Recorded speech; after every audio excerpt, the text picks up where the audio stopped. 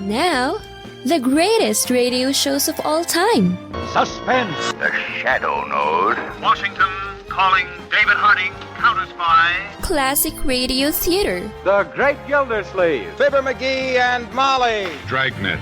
Gunsmoke. The Lone Ranger.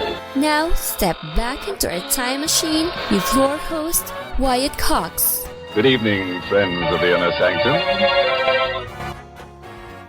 Comedy on this Wednesday with Father Knows Best, George and Gracie, My Friend Irma, The Life of Riley, and Claudia. That's all ahead. On this Wednesday, this is the 29th day of November, 333rd day of the year, 32 days left till we get to 2024. Thomas Edison demonstrating his phonograph for the first time on this date in 1877. In West Point, on this date in 1890, the Naval Academy defeated the Military Academy 24-0 in the first Army-Navy game. Fire destroying most of the buildings on Santa Catalina Island in California in 1915. In 1950, North Korea and Chinese troops forced UN forces to retreat from North Korea. In 1952, President-elect Dwight Eisenhower fulfilled a campaign promise by traveling to Korea to find out what could be done to end the conflict. Over the frozen Korean countryside, the general's plane flies in. A salute from the troops, and onto the icy runway steps Ike to be greeted by Major General Pollock. General Mark Clark, the United Nations Supreme Commander in the Far East, is also there to greet him.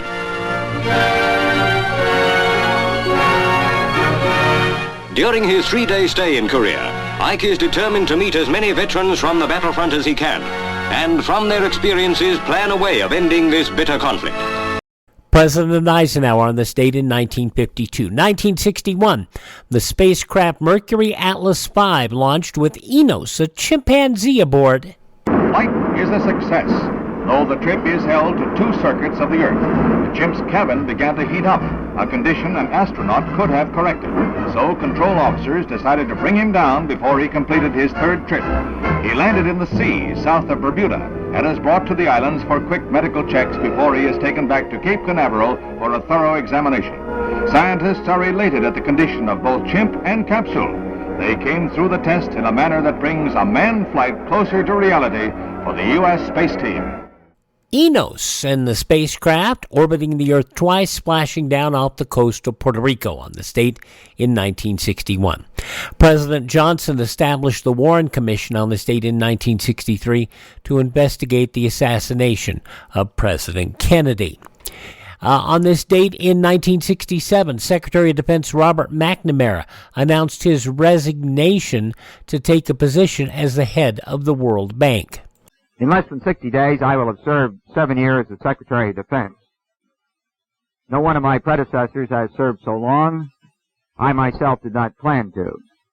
I've done so because of my feeling of obligation to the President and to the nation, although I have felt for some time that there would be benefits from the appointment of a fresh person. On the 18th of April, Mr. George Woods, President of the World Bank, told me he wished to recommend me as his successor. He asked whether I would be interested. I replied I had not thought of the possibility before he mentioned it to me, but that I was interested in the economic development of the less developed countries, and that I did believe that the work of the bank in this respect was vital to the stability of relations among all nations. Defense Secretary Robert McNamara stepping down on this date in 1967. The founder of Atari, Nolan Bushnell, released Pong on this date in 1972. It was the first commercially successful video game in Andy Capp's Tavern in Sunnyvale, California. The name Microsoft, for microcomputer software, first used in a letter from Bill Gates to Paul Allen on this date in 1975. On this date in 1981, actress Natalie Wood drowned during a boating accident off Santa Catalina Island. Shortly after midnight, Miss Wood was discovered missing from the yacht. The parties aboard searched for her, and during that search discovered that a 14-foot Zodiac dinghy was missing. The U.S. Coast Guard was contacted, and a water search was conducted with negative results. At 6 a.m., the Sheriff's Aero Bureau was requested to make an aerial and land search. At 7:44 a.m., a Sheriff's helicopter observer located a body floating 200 yards offshore. Now, doubts caused police to reopen the investigation into Wood's death 37 years later. Husband Robert Wagner considered a person of interest in the case. In 2001, the quiet Beatle, George Harrison, died of lung cancer. I'm devastated, obviously, like everyone is. He had a long battle with his cancer, but I saw him a few weeks ago, and he was full of fun, like he always was. He's such a brave lad. To me, he's just my little baby brother. We grew up together, and I knew him in my old hometown, Liverpool. And we just had so many beautiful times together that's what I'm going to remember him by. A lovely guy who's full of humor, as I say, even when I saw him last time, and he was obviously very unwell. He was still cracking jokes, like he always was. And he'll be sorely missed. He's a beautiful man, and the world will miss him. So that's really all I can manage to say at the moment. Paul McCartney on George Harrison's death on this date in 2001 at the age of just 58. Also passing away on this date in history, Zeppo Marx, actress Natalie Wood, British actor Cary Grant, game show host Gene Rayburn, wrestler Moondog Spot, the father of Drew Barrymore, John Drew Barrymore, also actress Wendy Jo Sperber, and the Freebirds, Buddy Roberts. Hi, this is Jeff Foxworthy. It is now time for the birthday announcements. The following people are now officially older than dirt. And among those born on this date in history, novelist Louisa May Alcott, choreographer Busby Berkeley, civil rights advocate Adam Clayton Powell, also a politician, singer Merle Travis, television personality Dagmar, baseball's Ben Scully, politician Paul Simon, fire sign theater comedian Peter Bergman, Gary Shandling, also born on this date in history, I should say. The man who still feels so good, Chuck Mangione, 83 years old today. Pro wrestler and now podcaster, commentator Dutch Mantel. He was Zeb Coulter in the WWE, 74 years of age. Also 74 today is Jerry Lawler, who was fairly active even in the ring up until a few years ago, until he had a couple of heart attacks. Jerry Lawler, 74 years old today. Howie Mandel is 68. TV, television, technology personality Leo Laporte, 67. NYPD Blues Kim Delaney is 62. From St. Elmo's Fire and Pretty in Pink, Andrew McCarthy, 61. He was War Machine in the Marvel Cinematic Universe, Don Cheadle, 59. Retired pro wrestler financial analyst John Layfield is 57. From the Scary Movie parody franchise, Anna Faris is 47. And the former WWE wrestler Dana Brooke, 35. Those just a few of the people celebrating the 29th day of November as their birthday. If this happens to be your birthday, hi. We're the Four Freshmen, and we just want to say, Happy birthday to you! By the way, a special hello on this Wednesday edition of the program to our friend Debbie in Maryland. We are glad that she is feeling better. She had been undergoing some health challenges as I was, and it's just so happy to see so many of our friends finding us again here. Classic Radio Theater with Wyatt Cox, website classicradio.stream, and you can find us there. Up next, we will have an episode of Father Knows Best from 72 years ago. Classic Radio Theater with Wyatt Cox continues now. Civil defense is common sense. Hi, this is Tony Bennett. Make sure you're prepared if a nuclear attack ever comes. All right, now Classic Radio Theater with Wyatt Cox rolling on with an episode of Father Knows Best starring Robert Young from 72 years ago, November 29th, 1951. Mother, is Maxwell House the best coffee in the whole world? Well, your father says so, and your father knows best.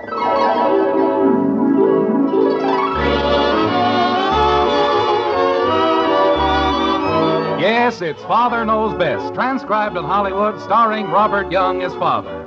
A half-hour visit with your neighbors, the Andersons. Brought to you by Maxwell House, the coffee that's bought and enjoyed by more people than any other brand of coffee at any price. Maxwell House, always good to the last drop.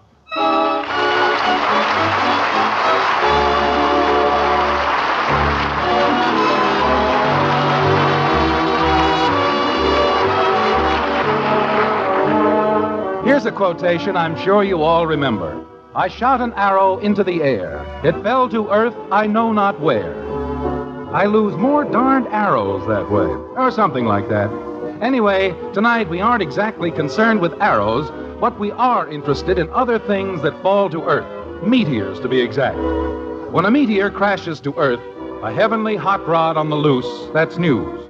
When it crashes in the backyard of the white frame house on Maple Street and becomes the personal property of the Andersons, that's news with an unpredictable future. Like this. Ink. Ink. Where do they hide the ink? I'll leave it to my kids. If it isn't nailed down, it's gone. Margaret! What a way to run things. Can't ever find anything when you need it. Someday I'll come home and there won't be any house. Serve 'em right, too. If I ran my office the way they run things around here, we'd be heading for the poorhouse right now. Margaret. Just a minute, dear. There you are. How does that look?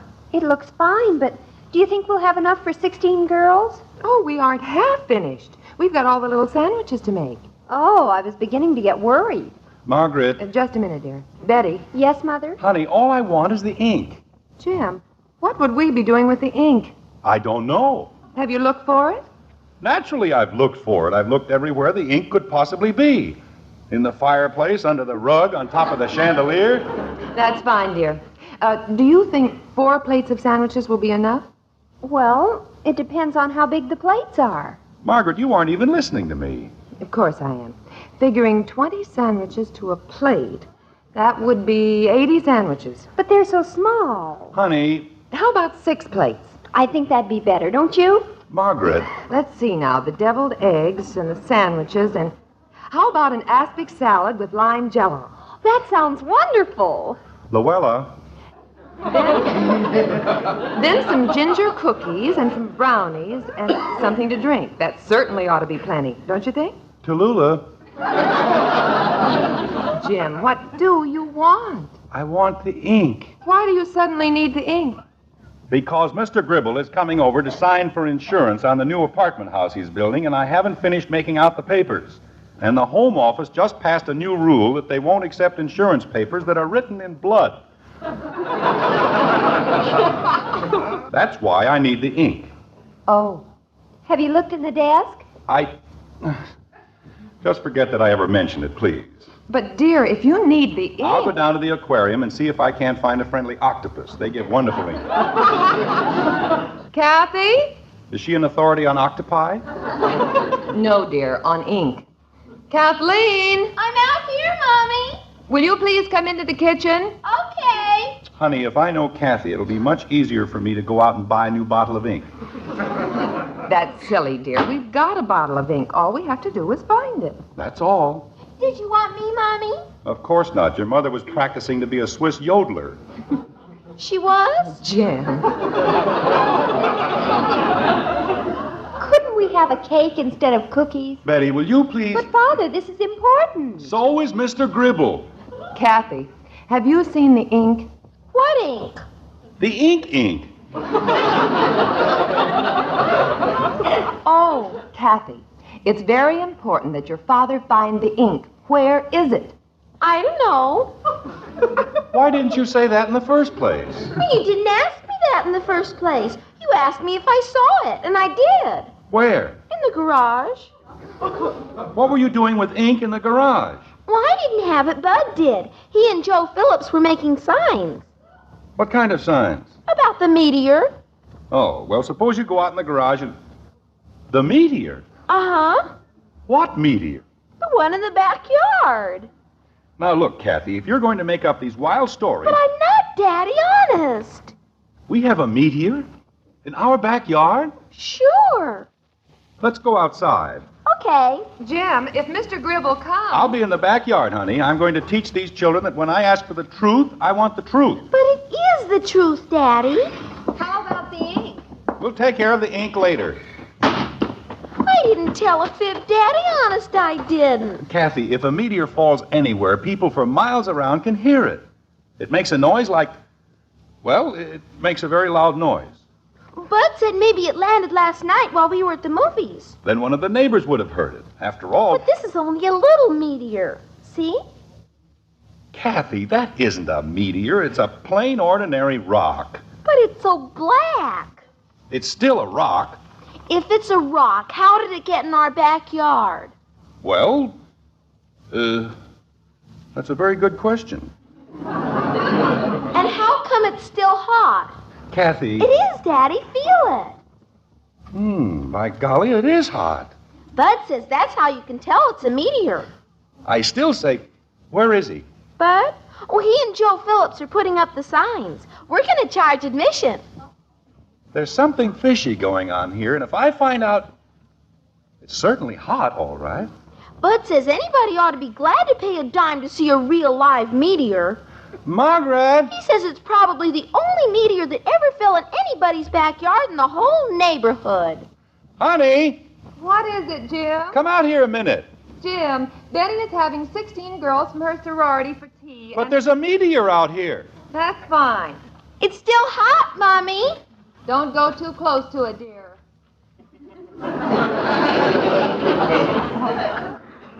Margaret, ask Betty if she knows anything about meteors. Betty's answering the front door. Well, when she comes back, ask her if she knows anything... Here she is, dear. Father? Betty, do you know anything about meteors? About what? Meteors. Tell her it's still hot. It's still... Why don't you let me handle this? Father? Well, do you? Mr. Gribble's here. I wouldn't care if... Oh, tell him I'll be right in. Okay. Maybe he'd like to see the meteor. Kathy, for the last time... Betty, ask him if he'd like to see the meteor. What meteor? This meteor. Jim! JP, come on out here. I'd like you to see this. Tell him it's still hot. Kathy, if I hear one more word out of you... Now, see here, Jim. I'm a busy man. I haven't got time to go running around looking at every fool... What's that? Well, we think it's a meteor. Poppycock. What do you think you are to have a meteor fall in your backyard? Tell him it's still hot. Kathy, so help me if you don't stop What are you two mumbling about?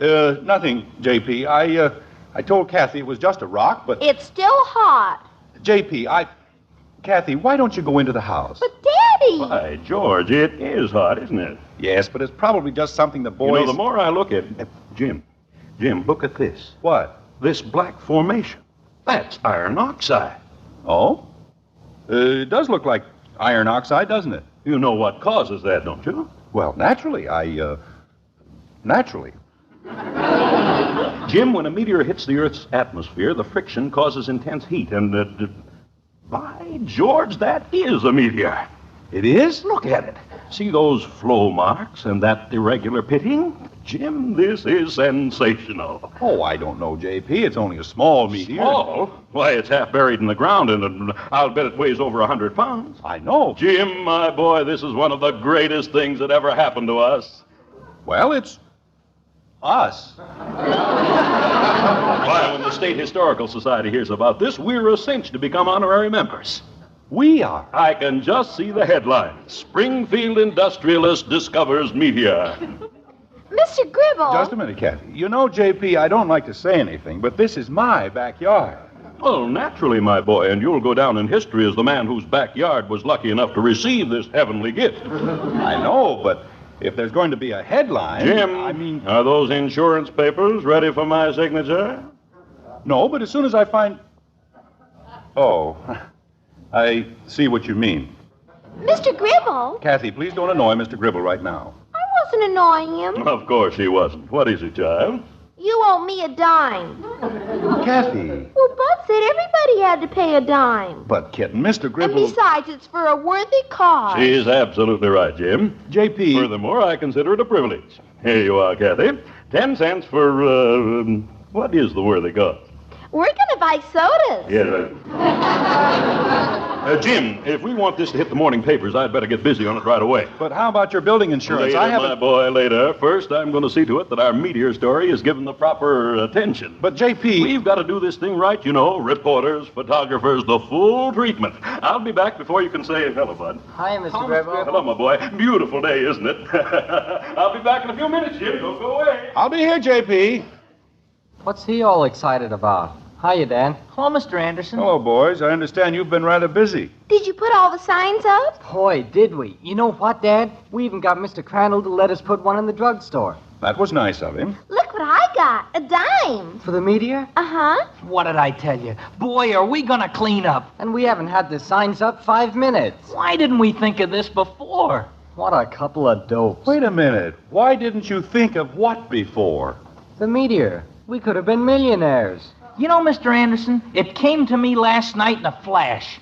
I was reading about all those meteors out in Oklahoma and Arizona, and I said, boy, couldn't we clean up if we had something like that? In a backyard, sort of. Where we could charge admission. And then when we saw this rock... Rock? We said, boy, what a meteor that'd make. Didn't we, Bud? We sure did. Wait a minute. You mean this isn't a real meteor? Oh, gosh, no, it's just a rock. It is? But it's hot. How could it be hot? We lugged it up here in Joe's Jalopy. And then we built a fire under it. Oh, no. Oh, but you don't have to worry, Mr. Anderson. It doesn't belong to anybody. We found it in the lot where Mr. Gribble is building that apartment house. Oh, no. Don't you feel well, Mr. Anderson? What's the matter, Dad? Kathy, why didn't you tell me? They told me it was a meteor. We had to, Dad. You know how she is. She'd have told everybody in the neighborhood. Bud, why can't you ever learn... What am I going to do? About what? About Mr. Gribble. He's on his way down to the newspaper to tell them about our meteor. He is?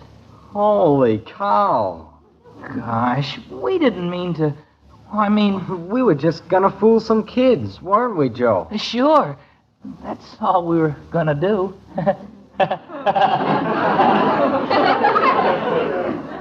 Daddy? What is it, Kathy? If you're worried about Mr. Gribble, I know what you can do. You do? Uh-huh. Give him back his dime.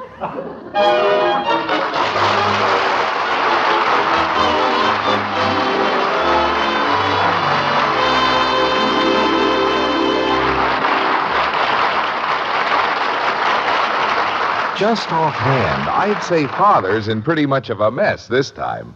How's he ever going to explain the meteor to Mr. Gribble? Well, I don't know just what you or I would do about this crisis, but I suspect we'd start the same way, by taking time out to relax over a freshly brewed cup of truly good coffee. Maxwell House coffee. Coffee with all the rich, heartwarming goodness that only that wonderful good to the last drop flavor can give you.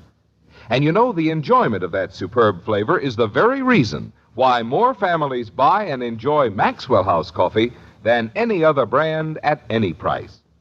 Now, that good to the last drop flavor belongs to Maxwell House alone, and for a very good reason. Coffee beans grow all over the world in countless grades and varieties. The Maxwell House people, however, choose the fine extra flavor varieties, the kind that are grown on high mountain plateaus in Latin America. For example, they take fancy Manizales coffees for fragrant mellowness, superb Medellins for extra richness, choice Bucaramangas coffees for fine, full body. Then these wonderful extra flavor coffees, in just the right proportions, are expertly blended in the Maxwell House tradition to create the world's best-loved coffee flavor. So keep this in mind, won't you? To enjoy coffee at its downright satisfying best, start serving our Maxwell House. It's the one coffee that's always good to the last drop.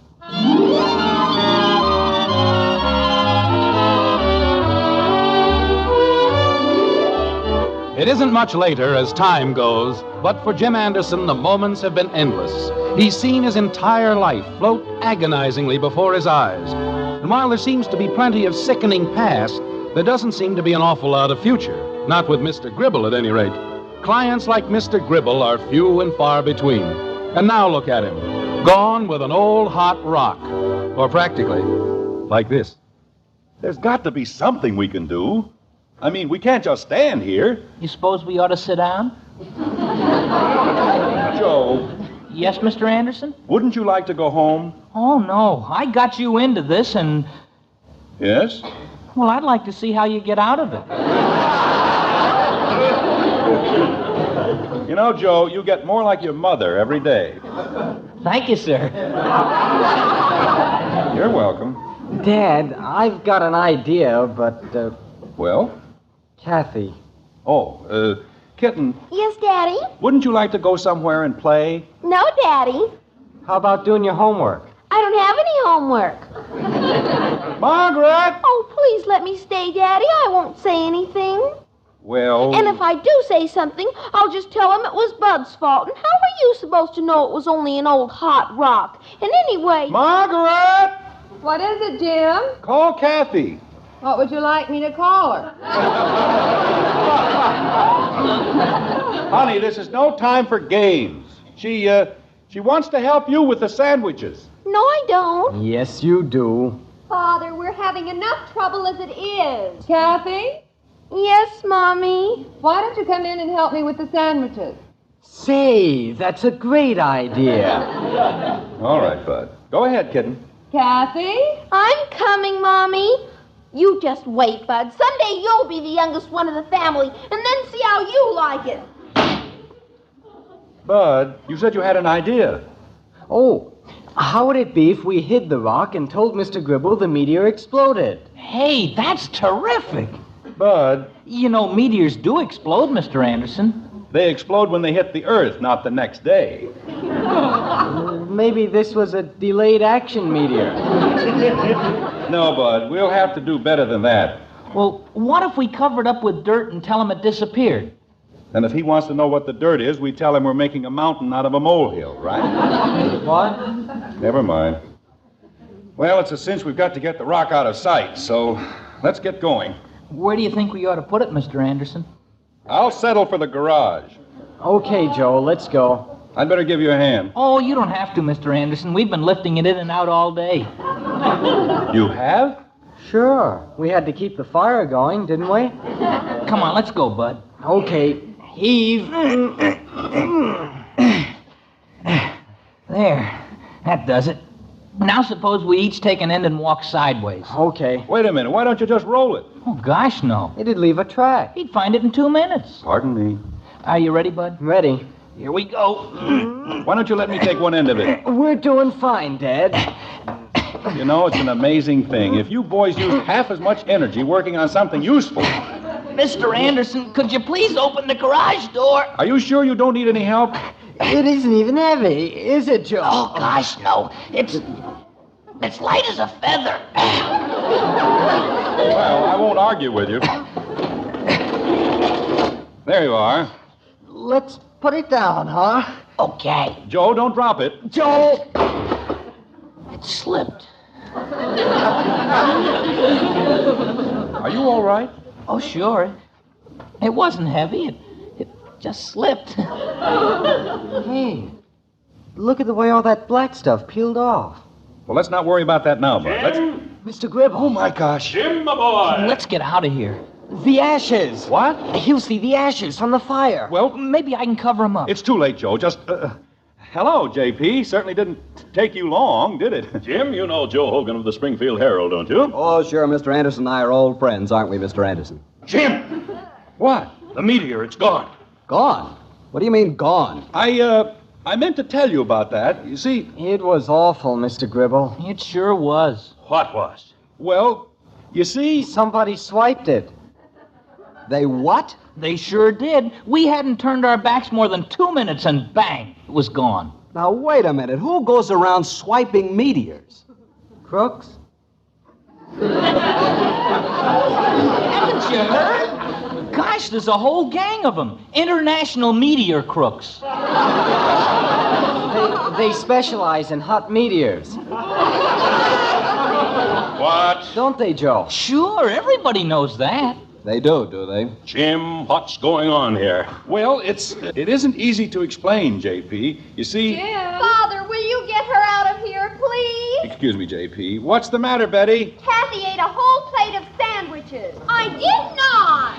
Jim, will you please keep Kathy out there until we're finished? Okay, honey. Daddy, I didn't either eat a whole plate of sandwiches. It was only 16. Kathy. She ate 16 sandwiches? Little tiny ones. Oh. And what right does she have to tell me the rock? Kathy. What happened to the rock? What rock? She means the meteor. She's very young. She can't say big words like meteor. She calls everything a rock. I do not. Like rocket ships and Rocky Mountains and... John D. Rockefeller. Bud, why don't you and Joe take Kathy away for a few minutes while I try to explain to Mr. Gribble? But, Daddy! Come on, knothead. Well, stop pulling me. Why do you always have to pull me? Mr. Anderson, don't you think maybe I ought to stay here and explain with you? Thank you, Joe. I'll manage all right. But nobody can get mad at us. We're fun-loving, irresponsible children.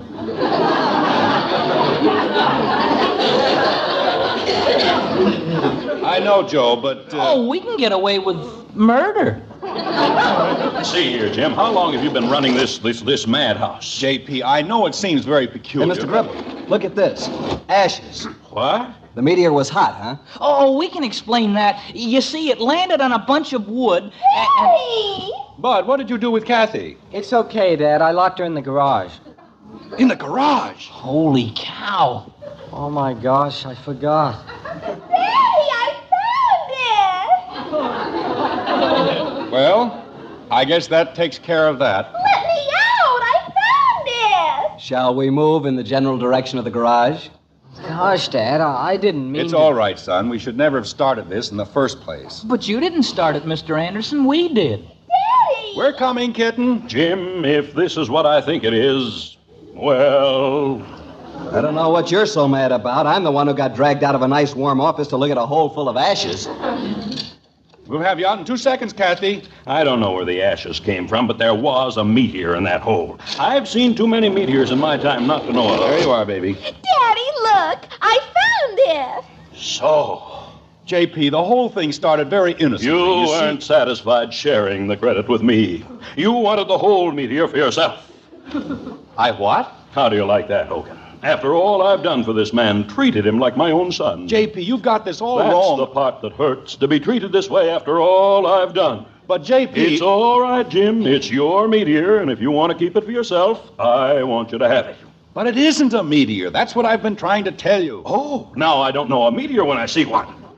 But the boys found it on your lot, didn't you, boys? You bet, Dad. It's just an old rock. I think you're wrong. Hogan, it's a rock. Yes, I know, The but... boys carted it over here and built a fire under it. That's why it was warm. And then when they dropped it, all the black stuff was knocked off. Don't you see? You mean it really isn't a meteor? That's what I've been telling you, JP. The whole thing was a scheme the boys cooked up to promote a few dimes from the other kids in the neighborhood. Do we have to give the dime back? Hogan, if my name is so much as mentioned in this disgraceful affair, but so much as mentioned... Are you all through? You mind if I say something? Look, why don't we just forget the whole thing? I'm willing. I am too. Well, I'm not. This is the biggest thing that's happened to me in years. It is? Hogan. Look at this. Do you see those marks down there on the bottom of the rock? It's writing. SP4. It's a message from Mars. Just a minute. Hogan, what are you driving at? Don't you understand? 150 years ago, when they first laid out the village of Springfield, they used a rock as a benchmark. And this is the rock. Say that again? This is the cornerstone of Springfield. They've been looking for it for 60 years. They'll go nuts. I think I will, too. Hogan, do you mean that this will get us into the State Historical Society? They'll make you the president. Jim, my boy. JP, now let's be fair about this. After all, it was Bud and Joe. I can see the headlines now. Springfield industrialist discovers cornerstone. Here we go again.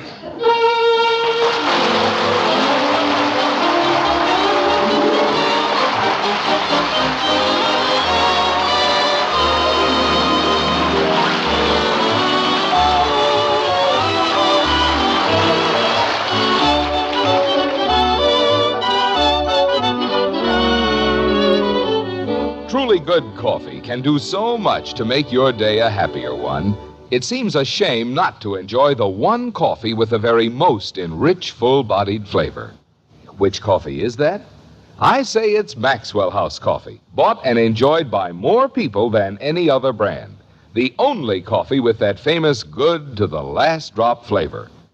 Of course, you're the judge. But if you'll just try our Maxwell House, taste the zestful, joyful richness of our blend, I'm sure you'll say it's the best coffee ever.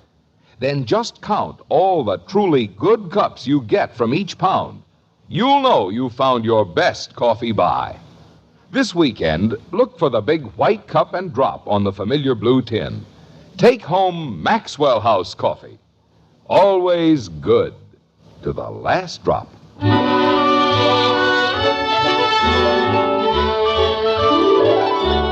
It's breakfast time in the White Frame House on Maple Street, and a rosy day it is indeed. The sun is shining indoors and out, which is a very good way for a day to be. Like this. Wasn't it the most wonderful tea you ever saw, Mother? Yes, dear, it was very nice. Everyone said they had such a wonderful time. And there were 2 sandwiches left over. That wasn't any fault of yours. Now leave her alone, Betty. She's been a very good girl. Thank you, Daddy. Oh, I wish Bud would get back. I'm so anxious to see that picture. Why couldn't he wait until they brought the newspaper? Betty, he's only a boy. The way Gribble acted, I don't think there'll be any papers left. He probably got up at dawn and caught them as they came off the press. Jim, he's been very nice to you. I know, but what a ham.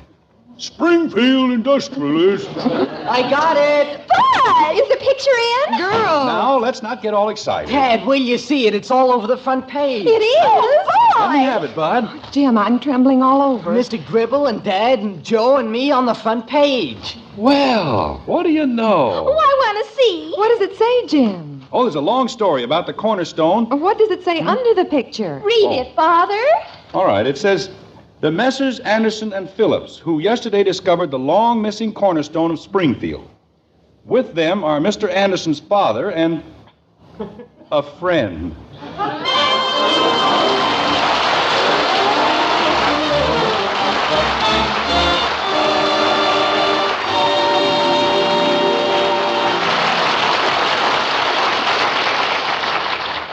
If my gal could make coconut cream pie like this, I'd marry her tomorrow. Marry the girl, Pete. The pie's easy with new Jell-O coconut cream pudding and pie filling. You mean any gal can make swell coconut cream pie like this? Sure. Just add milk and bring to a boil. Takes about 5 minutes. You mean nothing can go wrong? Not a thing with Jell-O coconut cream pudding and pie filling. So get Jell-O coconut cream pudding and pie filling for red letter desserts.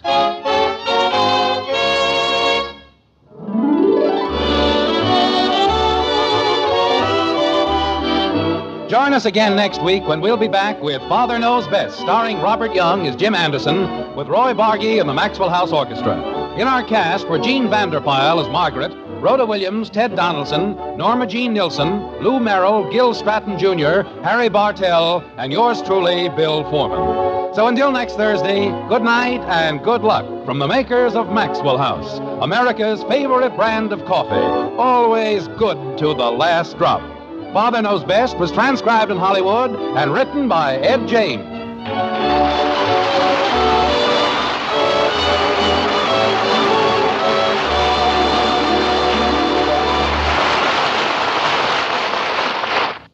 You gotta love it. November 29th, 1951, 72 years ago, Father Knows Best here on Classic Radio Theater with Wyatt Cox.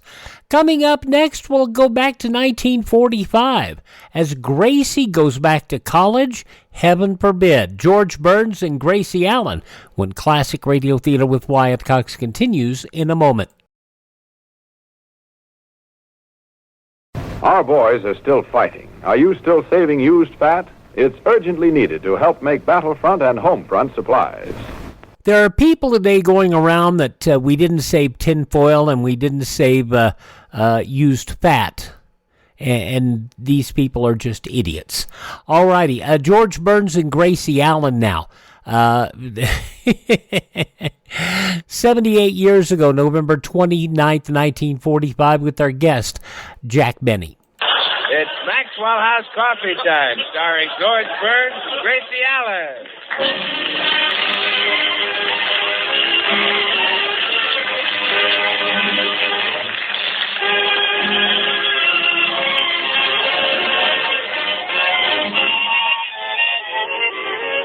With yours truly, Bill Goodwin, and the music of Meredith Wilson and his orchestra. For deep down laughs and listening enjoyment, it's George and Gracie. And for deep down coffee drinking enjoyment, it's Maxwell House with extra flavor in the blend because of choice Latin American coffee skillfully combined. Extra flavor in the cup because Radiant Roast develops the full flavor of every coffee bean. And the result is that today more people buy Maxwell House than any other brand of coffee in the world.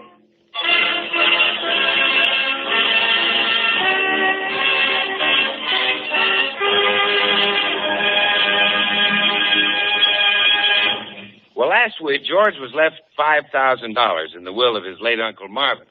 But the will, which was written 30 years ago, specified that the money had to be used for George's college education. Gracie talked him into enrolling at Beverly Hills Tech. And so we now find America's oldest and unhappiest college boy getting ready to leave for his morning classes. Oh, gosh, honey, I feel like a down fool going to college at my age. I dread that first class. What is your first class? American history. And I'm terrible. When I should have been studying history, I was in vaudeville. Oh, I'll bet you're very good in history. You do, huh?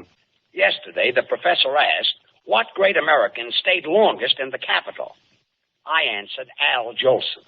Oh, darling, even I know better than that. Certainly. It was Eddie Cantor. Not doing so well in math, either.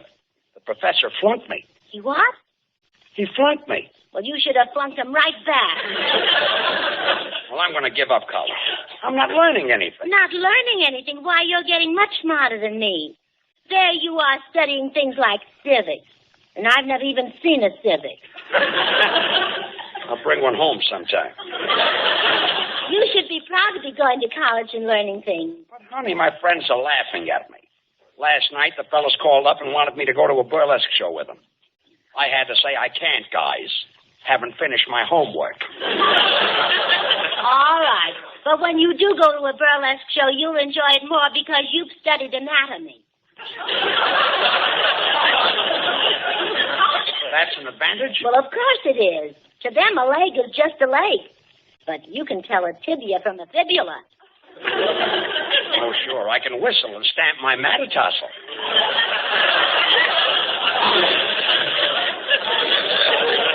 I tell you, honey, I'm too old to go to college. Yesterday, we were discussing the Battle of Gettysburg, and the professor called on me. Well, what's wrong with that?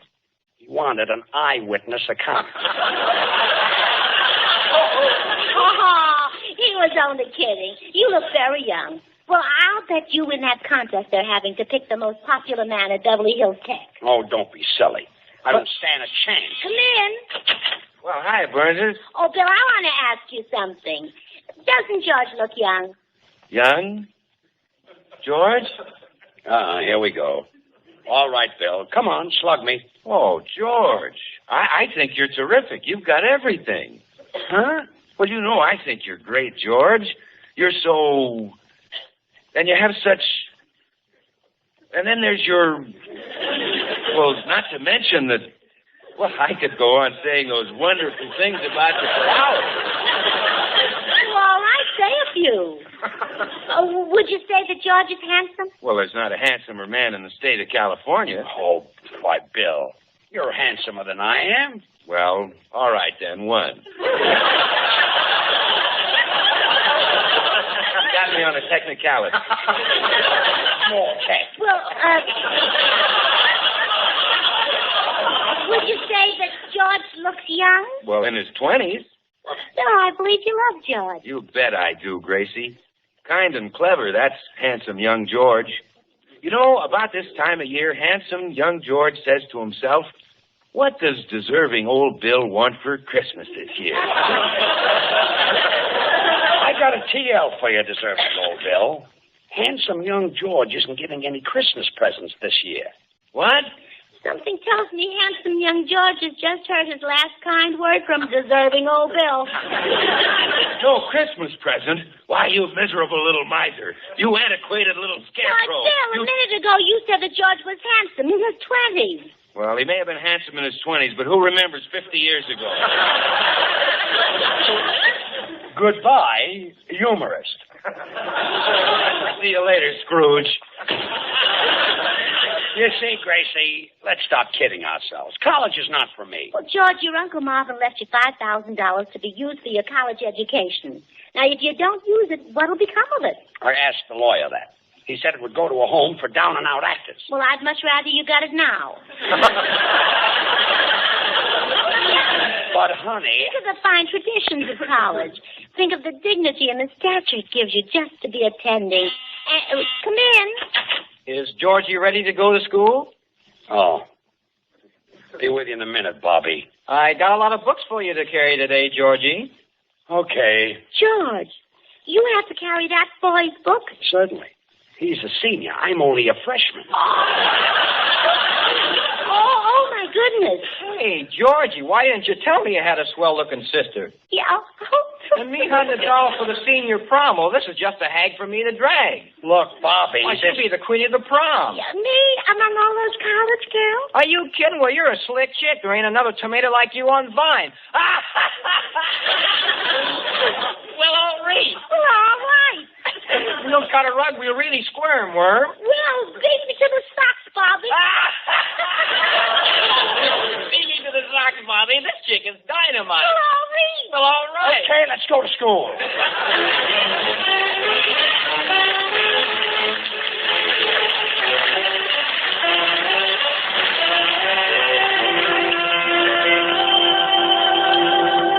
So, Meredith, we've just got to keep George in college. I know you'll help because you're an intellect.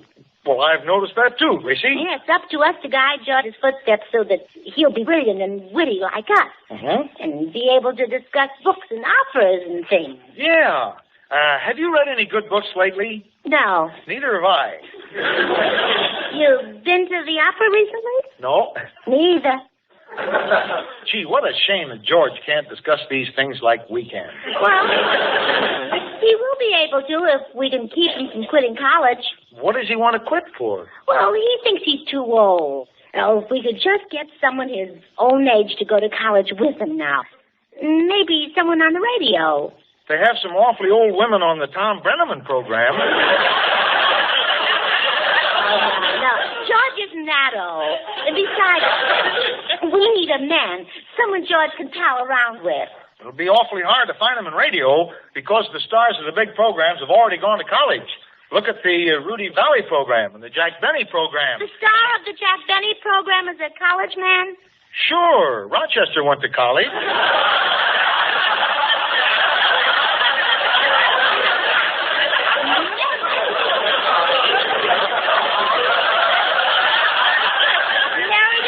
You've given me a wonderful idea. You have?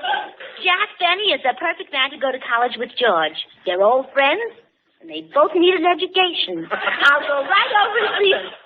Well, you'll never talk Jack Benny into going to college. Oh, I don't know. There's always flattery. Well, that's true. Any man with blood in his veins is susceptible to flattery. Well, I'll try it on Jack anyway. See you later, Meredith.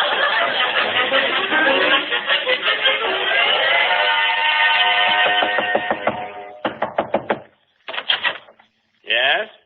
Well, Gracie. Oh, excuse me, I have the wrong house, Van.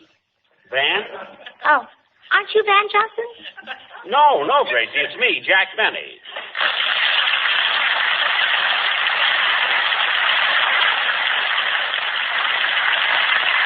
Gracie, how could you possibly get me mixed up with Van Johnson? We're miles apart.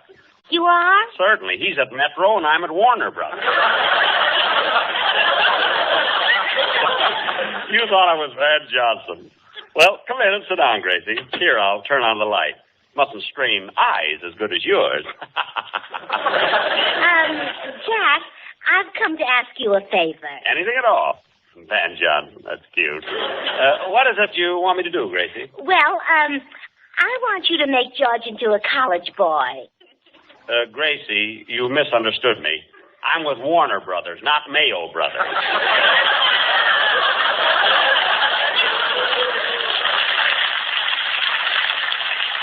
There aren't that many vitamin pills. Oh, no, Jack, nothing like that. You see, George is already going to college, and I want you to go with him. Me? Go to college? College is oodles of fun, Jack. Football games, basketball, track meets. No, forget it, Grace. Studying things like psychology, chemistry, languages. No, I'm not interested. Meeting grand fellows, making dates with pretty co-eds, reading good books. What was that? Reading good books. No, the one before that. Making dates with pretty co-eds. Yeah, that one seems rather interesting. I wonder if they'd mistake me for Van Johnson. They might if I got a crew haircut. Oh, yes, you'd look wonderful in a crew haircut. And so distinguished. I bet you'd have the only gray one at school. Well, I don't know about this college thing, Gracie. Of course, if I do, it'll just be to help you and George, you understand. Are the co-eds really pretty? Oh, beautiful. And all Jack Benny fans. I mean, after all, you and George are my friends, but there's just one thing. Oh, not that it's important. I mean, not that I care, one way or the other, but, doesn't it cost a lot of money?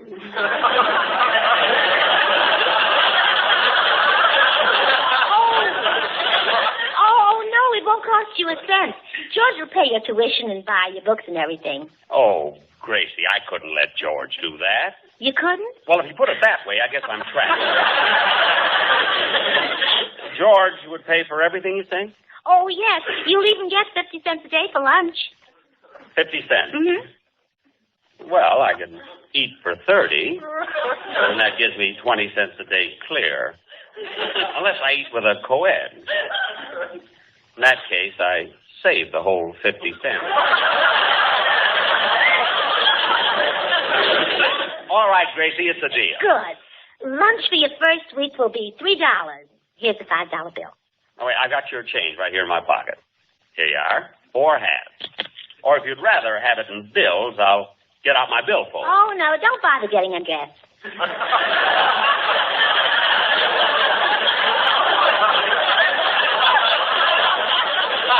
Now, get ready and I'll take you right over to the Beverly Hills Tech and enroll you. Okay.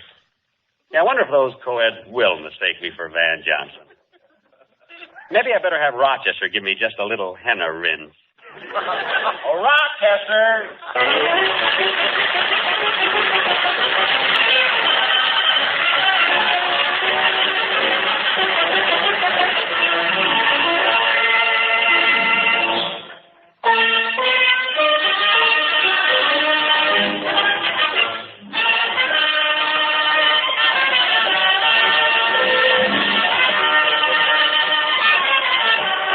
Say, Meredith, when I heard you rehearse that new Western song you're playing, I couldn't help thinking how music just naturally conjures up definite pictures. That's certainly true, Bill, and I bet we all have about the same picture impressions, too. Now, listen just a minute. I shall.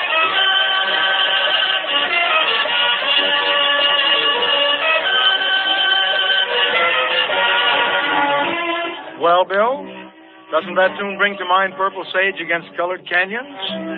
And wagon trains rolling across the old Oregon Trail? Oh, you bet it does, Meredith. The real melody picture with the instruments of the orchestra for colors. The deep tones of the woodwinds for mellowness. The flashing harp and the rhythm instruments for richness. The warm, vibrant color of the strings for vigor.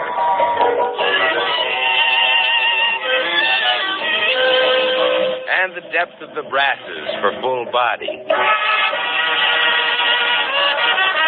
And your musical picture reminds me of something else, Meredith. About how as the wagon wheels rolled westward, our forefathers laid the foundation for certain American traditions. Among them our national custom of offering warming good cheer and friendship in a cup of coffee. Today, in homes where fine coffee is appreciated, the choice is most often Maxwell House. Just as your melody picture is a superb blend of orchestral colors, full-flavored, rich Maxwell House is a fine blend of Latin American coffee.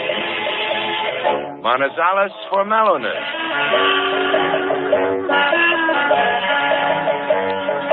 Medellins for richness. Other choice Latin American coffees for vigor.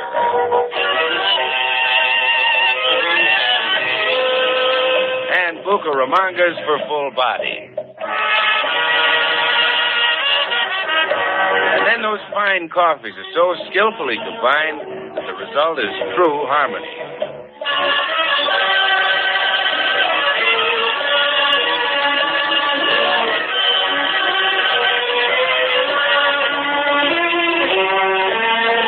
Yes, true harmony in a cup of coffee. And that's why coffee lovers the world over agree that Maxwell House is good to the last drop.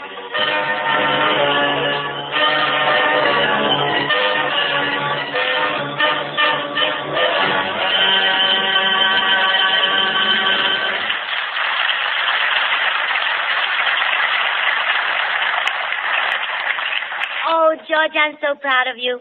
You really showed an interest in college these past few days, ever since Jack Benny started. You know, I can't get over that tightwad starting to college.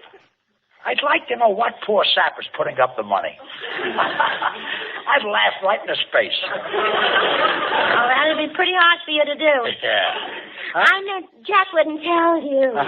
But I'm so happy about the progress you're making in your studies. You know, I just adored it last night when you spoke to the waiter in French. Yeah. Without batting an eye, you said to him, "Bring me an order of la ham and la egg." Well, I've been studying my French pretty hard. I'm not going to let Jack Benny get ahead of me. By the way, I got a surprise for you. Oh, what? Entered the contest for the most popular man at Beverly Hills Tech. Oh, wonderful. I know you'll go. Come in. Hello, Gracie. Oh, good morning, Jack. George will be ready to leave for school in just a minute. Good. By the way, George, I saw the results of the chemistry quiz. Passing was 75. You got 29. Holy smoke, 29? That's right. You know, if you'd like me to coach you a little after school, I'd be glad to. I mean, there's no reason why your grades can't be up with mine. What did you get, Jack? 31.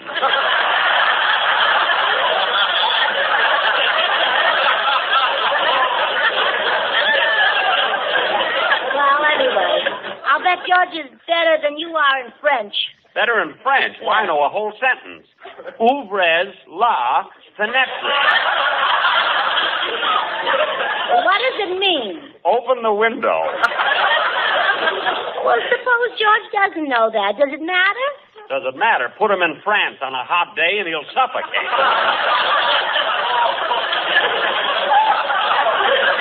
You won't feel so smart, Jack Benny, when my husband is chosen most popular man at Beverly Hills Tech. Gracie, are you by any chance referring to that contest at school, which I have already as good as won? Oh, are you running too? Running? I could skip and beat George. Just an hour, I have an appointment with Betty Calhoun, the co-ed president. She's a little southern girl, and I think I know how to sew up the co-ed boat. Oh, a southern girl, huh? Yeah. Come on, George. Let's go to school. Yeah. Run along, George. And don't worry about the co-ed vote.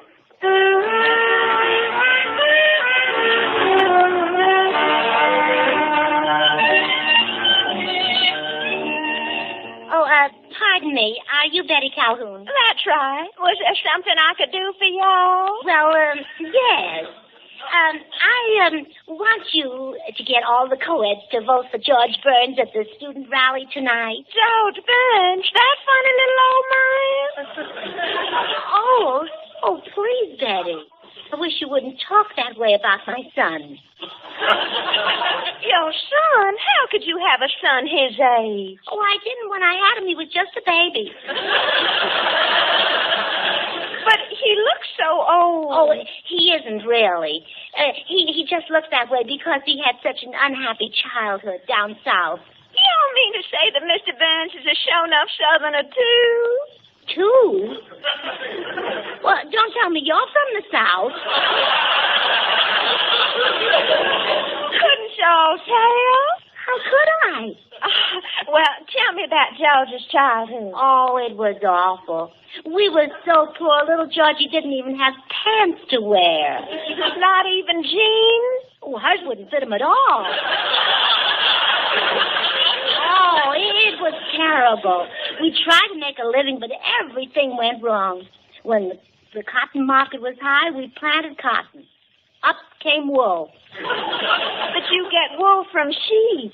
Oh, well, up came sheep and ate the cotton. Oh, my goodness. And then we planted tobacco. Some auctioneers came to buy it, but before we could figure out what they were saying, the tobacco was dead. Miss Calhoun, now that you know George Burns was a poor, unhappy Southern boy, won't you get the co-eds to vote for him? Well, I haven't talked to Mr. Benny yet. Mr. Benny? You mean you'd even speak to that Yankee? Are you sure he's a Yankee? The worst kind, a northern Yankee. From Waukegan. His full name is Jack General Sherman Benny. Do you mean he was named after General Sherman? Yeah, and not very long after.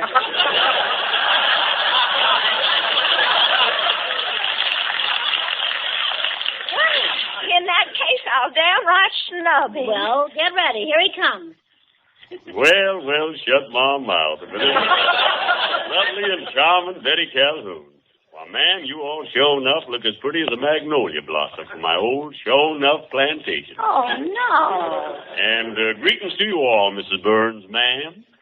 Hello, Amos.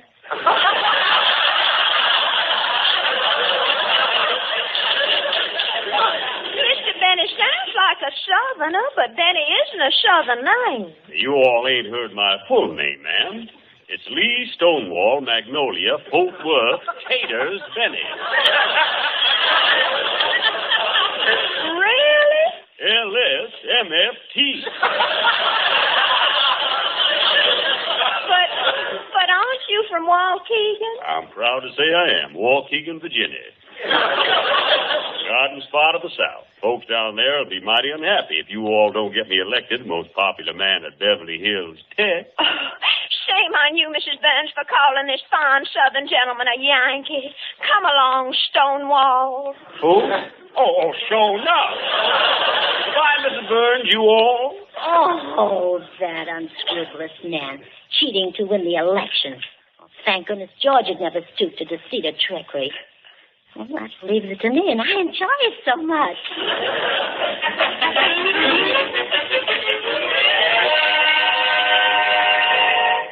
Hurry up and get dressed, dear. We'll be late for the student rally. Oh, what's the use of going at all?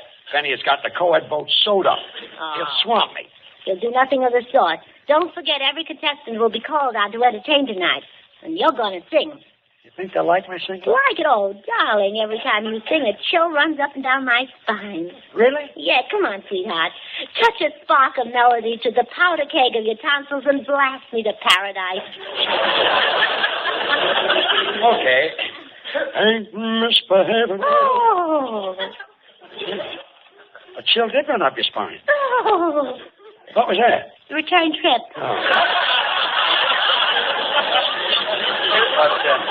But Benny is going to play his violin, and they might go for that. Oh, don't be silly. What is violin playing anyhow? A horse's tail dragged across part of a cat. Believe me, when you sing, you sound better than any horse's tail or any part of a cat. Sweetest thing you've ever said to me. Besides, I wouldn't worry about Jack Benny. Bill Goodwin's got to introduce him, and I've had a little talk with Bill. You wouldn't louse him up, would you? College hasn't done a thing for you, has it?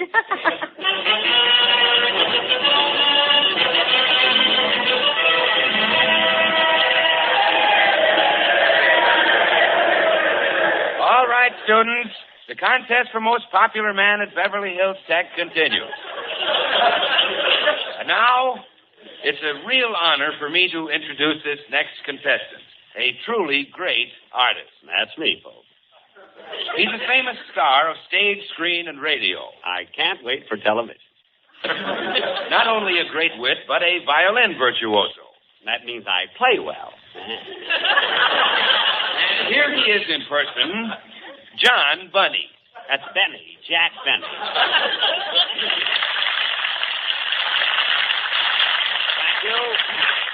Thank you, ladies and gentlemen. I would like to play for you Beethoven's Fifth Symphony.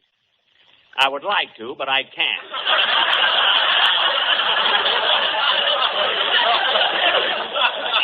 Instead, I will play a famous old gypsy melody.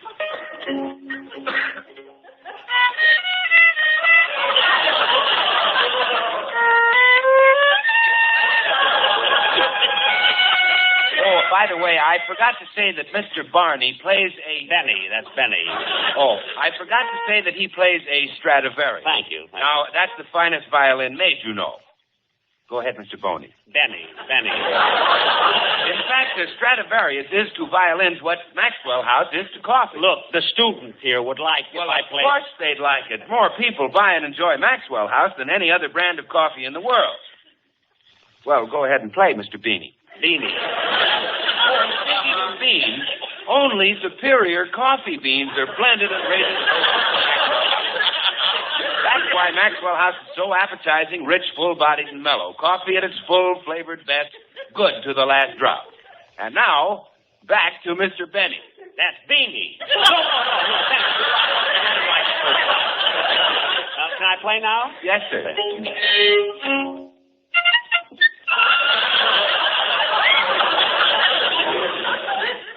Thank you, Mr. Bunny. Thank you very much. Students, you have just heard John Bunny and his magic violin. Wait a minute. That's your chance. That's your chance. Look, but Step aside, Mr. O'Flaherty. That's one I didn't expect. And now, our next contestant for Most Popular Hills Tech is the campus heartthrob, that handsome singer of songs, Sugar Throat Bird.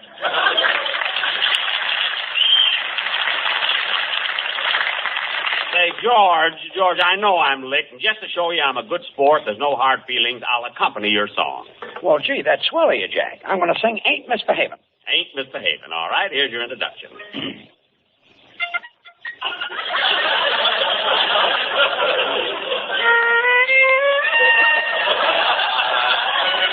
Jack. Hey, Jay. That's the wrong tune. Look, I'll start singing, then you follow me. Ain't misbehaving all by myself. Ain't misbehaving, I'm happy on the shelf. Look, Jack, follow me.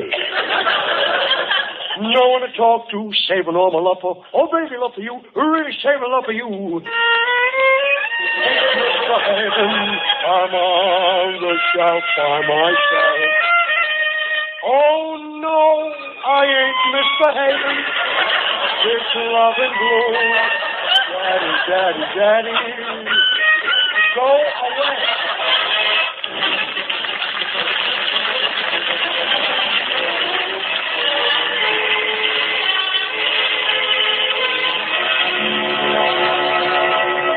Well, George, I told you Jack Benny wouldn't win. You were right. Oh, darling, I'm so proud to be going to the prom with the most popular man at Beverly Hills Tech. It's an honor, all right. We'll dance our feet off. Yeah.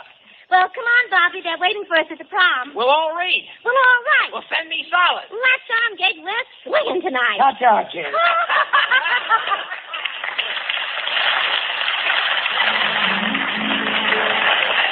Oh, goody, goody, jello pudding tonight. It tastes like grandma's, only more so. You ain't kidding. That's right. And just the jello, 6 delicious, locked in flavors, can't be beaten. So the proof of jello pudding's in the eating.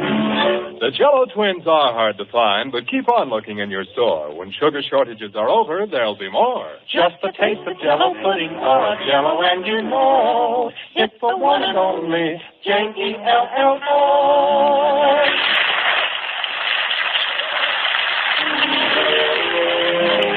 Join us again next week when we'll all be back. George Burns, Gracie Allen, Meredith Wilson, the orchestra, yours truly, Bill Goodwin. Good night and good luck from the makers of Maxwell House, America's #1 brand of coffee. This is the National Broadcasting Company. Right up to the wire, weren't they? November 29th, 1945, George Burns, Gracie Allen here on Classic Radio Theater with Wyatt Cox. Better get Jimmy in Boston on the wire because it's time for his paramour, Marie Wilson, and My Friend Irma. In case of enemy attack or grave national emergency, keep listening to your radio. The emergency broadcast system will immediately bring you official information and instructions. Stations will not give call letters, but will identify the area they're serving. So dial around till you find the right one in your area, and then follow the instructions given. Thanks to our friend Ted at RadioMemories.com for this episode of Marie Wilson's My Friend Irma. This episode from 75 years ago, November 29th, 1948, a costume party for Irma's birthday. For the safety of your smile, use Pepsodent twice a day. See your dentist twice a year.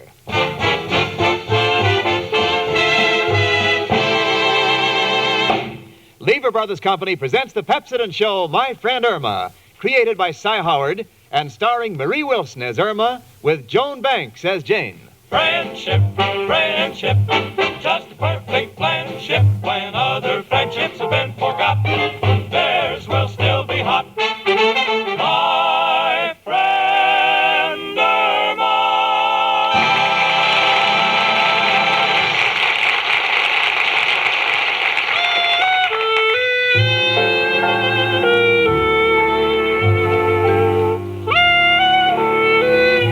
Well, winter is here, and all the birds have migrated south, where they'll remain until spring. Which reminds me of the girl I live with, Irma Peterson. Not that she's gone south, because she's right here with me in New York City. She may be here, but believe me, her brain is in Miami. Now, don't misunderstand. I love her. And there's really nothing wrong with her, except that, well, for instance, the other day I was reading the paper, and I said, Irma. Yes, Jane? This is very interesting. It says here that soybeans have 1,001 uses. They're even using them to make paint with. Soybeans? Gosh, that must make the paint awfully lumpy. Yep, that's my Irma. A living contradiction to the scientific theory that no one can live in a vacuum. Oh, well. She's still my roommate, and I'll stick up for her anytime. Right now, we're both in the apartment, and everything's quite normal, I think. Oh, no, it isn't. Irma is covering up the calendar with her hand. Irma. Yes, Jane? Why are you covering the calendar with your hands? It's a secret. What do you mean, secret? Tomorrow's my birthday. Well, why the whispering? I want to give myself a surprise party. Oh, no. Look, honey, no one ever surprises themselves. Oh, yes, they do. Remember the time I added up 8 and 8? Yeah. And I got 16? Yes. Well, wasn't I surprised? That was an accident. But, about your birthday party, honey, you don't have to go around whispering because I've already made plans for the day. Plans? Yes, honey. I'm giving you a birthday party, and I've invited all our friends. Oh, Jane, it's so sweet of you. You're the best friend a girl ever had. Well, thank you, honey. Sometimes I wish you were twins. Then if one of you got married, I could still go on living with the one that got jilted. That's a nice thought. For Journey's End. Now, here, sweetie, here's the list of names I invited to your party. Oh, let me see. Oh, Mrs. O'Reilly and Professor Kropotkin. Oh, and Richard Rhinelander and the Martins and Al. Oh, Jane, I wish you hadn't sent Al an invitation. Why? Don't you want him to come to your birthday party? Yes, but I'd rather have him think it was a Halloween party. I don't want him to know I'm getting any older. Don't be foolish, Irma. Well, you know what they say. A girl should always marry a man older than she is, and I'm afraid I'll lose Al. That's ridiculous. Al must be at least 3 years older than you are. But he won't be if I keep on having birthdays. Oh, Irma, stop worrying. Besides, I can't understand what you see in that unemployment bench warmer. Oh, Jane, you don't know the real Al. I'll admit he doesn't work and he has no ambition, but to me he's the man of my dreams, and I hope he never wakes up. You know, I think you'll get your wish. Now, Now tell me, honey, do you okay this invitation list as is? Oh, it's fine, Jane, but I would like to invite one more person. Who, some friend of yours? No, some friend of yours. Richard's mother. Mrs. Rhinelander?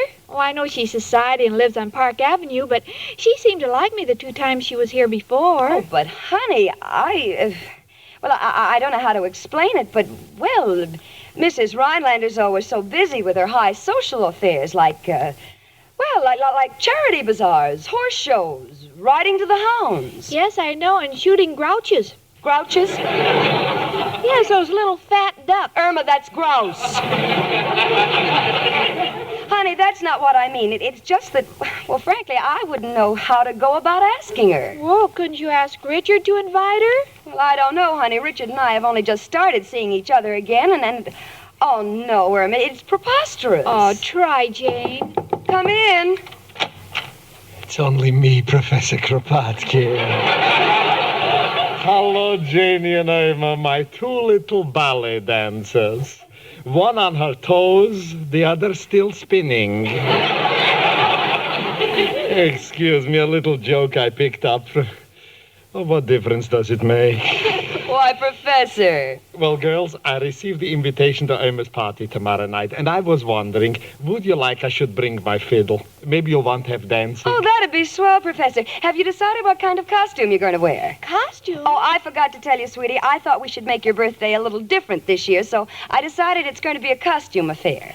Oh, well, I was thinking I would come as a sea captain, Janie, because every time I walk into my room, I feel as though I've gone down with the ship. Oh, gee, I wonder what I should wear. Maybe I'll come as Pocahontas, then Al could come as John Smith and save my life. What are you going to wear, Jane? Well, I thought I'd like to come as Joan of Arc. Oh, I see. Then Richard could come as Noah. Sweetie, you've got the wrong arc, but the right idea. Irma, darling, I want to get you something nice for your birthday, and since I'm an old friend, I want you should tell me what you'd like. Oh, Professor, you don't have to bring me a present. You work hard for your money, and as they say it isn't the gift, it's the value. I know what you mean. It's the thought behind it. Yes, so why don't you save your money and just give me the thought behind it? Never mind, Irma. I'll think of something nice. Tell me, Janie, is Mrs. O'Reilly coming to the party? Well, I sent her an invitation. Why do you ask? Well, I just want to be prepared. I think I'll come as a straw man, so when that old crow shows up, I can scare her away from me. Look, Professor, will you do me a favor? Janie, for you, anything in the world. All right. Then at the party, try to be nice to Mrs. O'Reilly. All right, Janie, but it's a cruel world. And speaking of cruelty, I think I'll go back to that torture chamber I call my room. Goodbye, girl. Well, all right, Irma, let's not waste time. I want to straighten this room up. Oh, I'll help you, Jane. Okay, but only with the understanding that you stop sweeping things under the rug. All our furniture is standing at an angle. Why don't you use the Hoover vacuum cleaner? Because the Democrats won this year, and I didn't think it was patriotic. Come in. Hello, Jane. Hiya, chicken. Hello, Al, honey. Got your invitation, chicken, and want you to know I'm getting you the best present Tiffany's can offer. Oh, Al, from Tiffany's? Yeah, just as soon as my latest deal comes through. Oh, not another deal. What is it this time? Putting straps on beer bottle caps and selling them for wristwatches? No, would conflict with prevailing patents. Now, this one is a special device for thugs who are tender-hearted. It's a blackjack with built-in Band-Aids. So when the victim is slugged, he automatically gets first aid. Pretty creative, don't you think? Oh, it's great. Jane, you've got to admit it. Al is one who is always on his toes. That's only because his landlady has locked him out and he's trying to get in through the transom.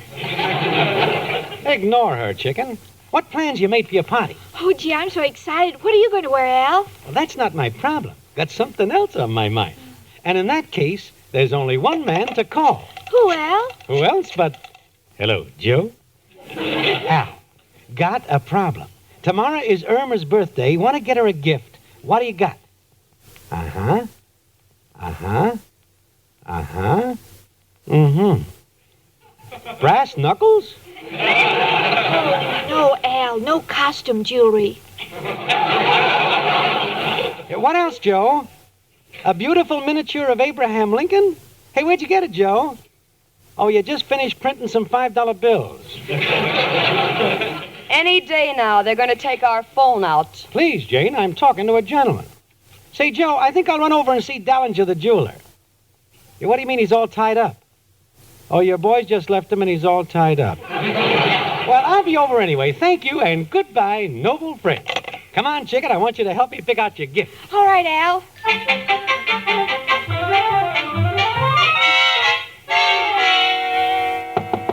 Come in. Hello, Jane. Oh, Richard, of all people, is anything wrong? Oh, not at all. I just wanted to check this invitation I received to Irma's birthday party. It says costume party. Well, what about it? Are you kidding, Jane? No, Richard, you've got to wear a costume. Oh, fine. And at this late hour. Well, I'll think of something. I know. I'll wear a jailbird outfit. Oh, Richard. Then if the income tax man comes to question me, I can go with him without changing clothes. Oh, you and your Wall Street jokes. Richard, I just got a thought. Irma wants me to... Oh, Richard, it's preposterous, but... Well, Richard, do you think that your mother would come to Irma's birthday party? Why, I'm sure she would, Jane. Mother's very fond of you, and she says Irma's the most refreshing child she's ever met. I'll tell her she's welcome. Oh, more than welcome, Richard. And as for you, young lady, when are you coming back to work for me as my secretary? Well, I'm thinking about it, but there are a lot of problems involved. Oh, there are there? Well, maybe this'll eliminate some of them. Richard, you're bribing me. Not a bad bribe, was it? No. I've kind of got the feeling that the overtime work could be fun. Well, I'll see you at the party, Richard. Good night. Good night, Jane.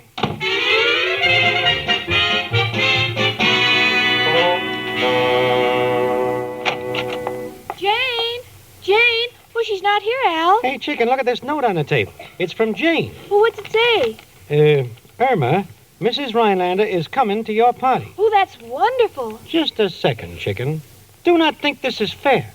You and Jane inviting your friends? Why can't I have a friend of mine to the party? Show 'em what a swell gal I got. Oh, I guess that'd be all right, Al. Who did you wish to invite? There is only one man I would invite. Who, Al? Who else but Joe? Joe? Yeah, he's a regular guy, and he wants to meet you. I admit, if you want references about him, you have to go to the police station. But Joe's a pretty lonely guy. He don't get out much. And when he does, he's trailed. But Mrs. Rhinelander is coming, and I don't know how she and Joe get along, and what will Jane think? No one has to know Joe is here. He'll be wearing a disguise and a mask. Okay, Al. Tonight the upper world will mix with the underworld. Gee, maybe I better not come. Why not, chicken? Because everybody says I'm out of this world.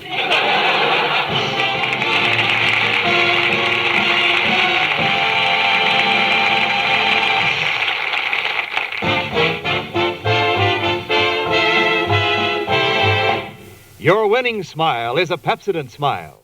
Again and again, people have found it true. The smile that wins is the Pepsodent smile. Here's proof.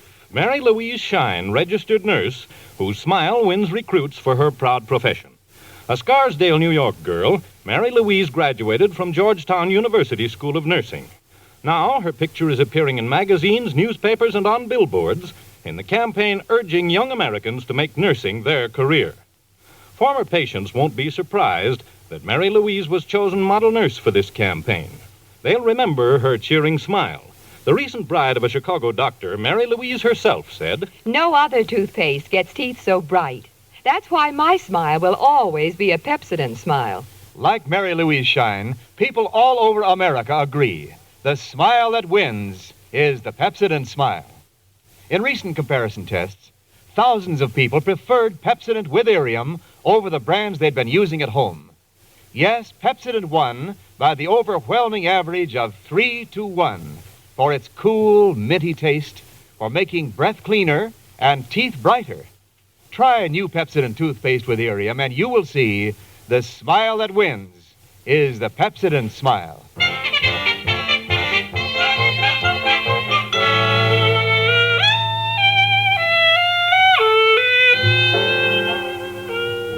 Well, here it is, the night of the party, and since Richard is coming, I want to have everything he likes. Now, let's see. He likes Paul Masson champagne, a mild cigar, and strong coffee. Of course, with Al, there's no problem. Al likes anything he can get as long as it's for nothing. As for Irma, she, too, has been contributing her best efforts. First, she baked a cake, and I must say it came out very well. Then she covered it with frosting, which looked very nice.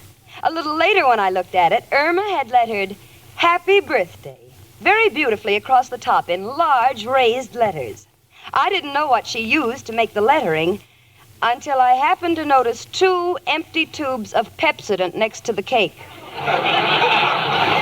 Irma? Yes, Jane? Tell me something. Did you use Pepsodent for this lettering instead of frosting? Yes. Why? Well, frosting always gives me cavities, and Pepsodent is good for the teeth.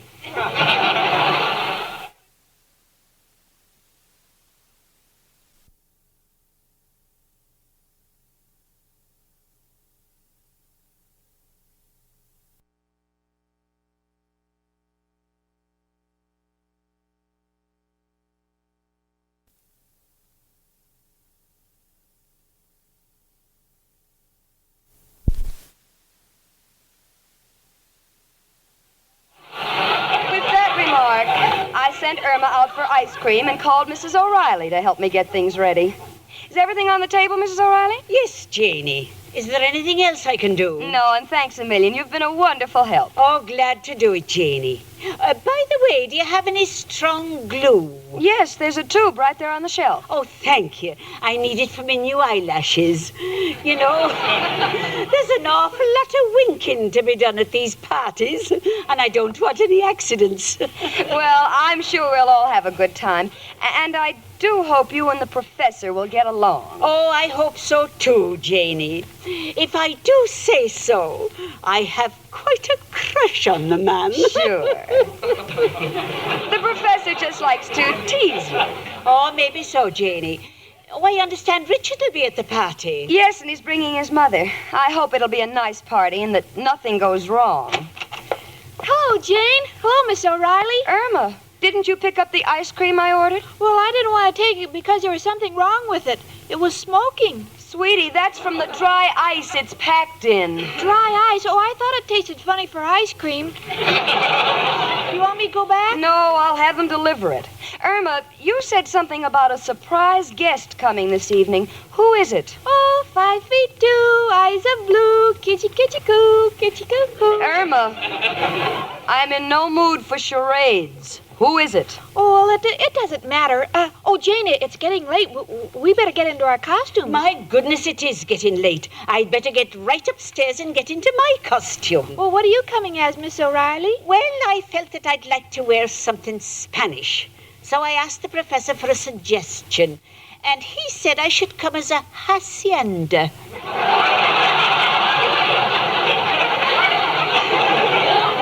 Janie, what's a hacienda? Why, that's a large house. Oh, wait till I get me hands on him. No wonder he said I had a perfect veranda for it.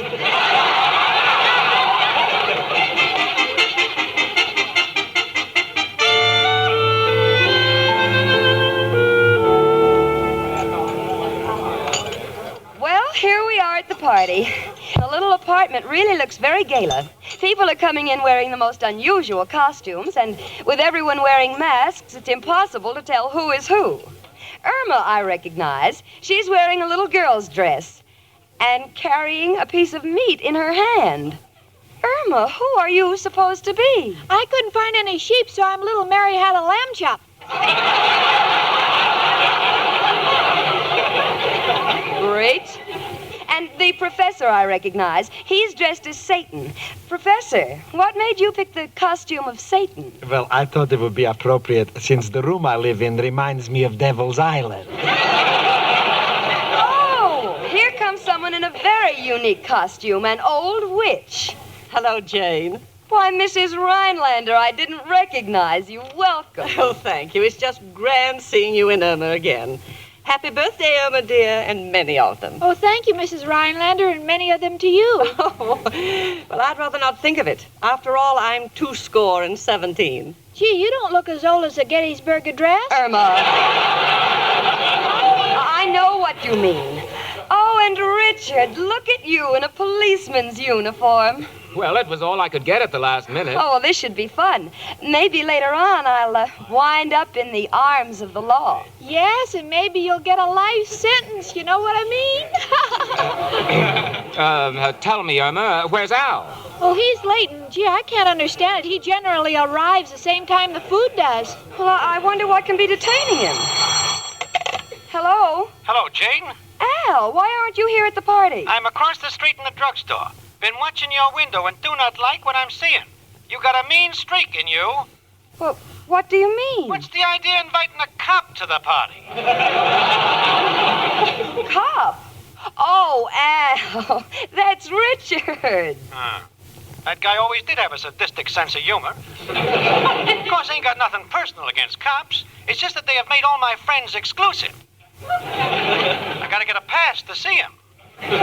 So either Richard takes off that uniform or I don't come in. Well, hold it, Al. Anything wrong, Jane? Oh, this is unbelievable. Al says the sight of your uniform unnerves him and he won't come in unless you take it off. Al won't be here. Oh, without Al, it won't be a birthday party. I might just as well not have been born. Now, don't cry, Irma. If Al feels that way, the solution is simple. Jane, do you have a sheet? Why, yes, Richard. What for? I'll take this cap and jacket off and wrap the sheet around me, and with a towel turban, I'll be the Sheik of Araby. Oh, Richard, that's so sweet of you. Now all you need is a camel. You know, one of those horses with the 2 gas tanks. Well, now, just a minute. Al, Richard is going to change his costume, so hurry over. Goodbye. Oh, Richard, you're wonderful. You can change right in that room. Oh, Professor, looking for something? Look, she's here, Mrs. O'Reilly. Why, Professor, that witch is Mrs. Rhinelander. Irma. Mrs. Rhinelander? Oh, I beg your pardon. I thought it was Mrs. O'Reilly without a costume. No, Professor, that's Mrs. O'Reilly over there in that Spanish costume. The one you just finished dancing with. How do you like that? And I thought that heavy veil over her face was supposed to give her an air of mystery. It just shows you can never tell a book by its cover. And here I almost started reading a horror story. Mrs. Rhinelander, may I be honored with this dance? Yes, Professor, I was waiting for you to ask me. Oh, the radio's playing a samba. Can you dance to this music? Why not? Don't you think I know a waltz when I hear it? Let's go. Oh, Irma, isn't she sweet? Yes. And just think someday you and Richard will be married and you'll have a baby and she'll be your grandmother. Yes, Irma. Miss Stacy? Oh, look, another policeman. You weren't invited. I know. I want to talk with you two. Step into the kitchen here. Now, look here, officer. This is a private party. I don't know what's going on Stacy, here, but... I'm from headquarters. We got a tip there's a character here named Joe. Joe? Irma? Is that Al's friend, Joe? I won't talk. I'm no stupid pigeon.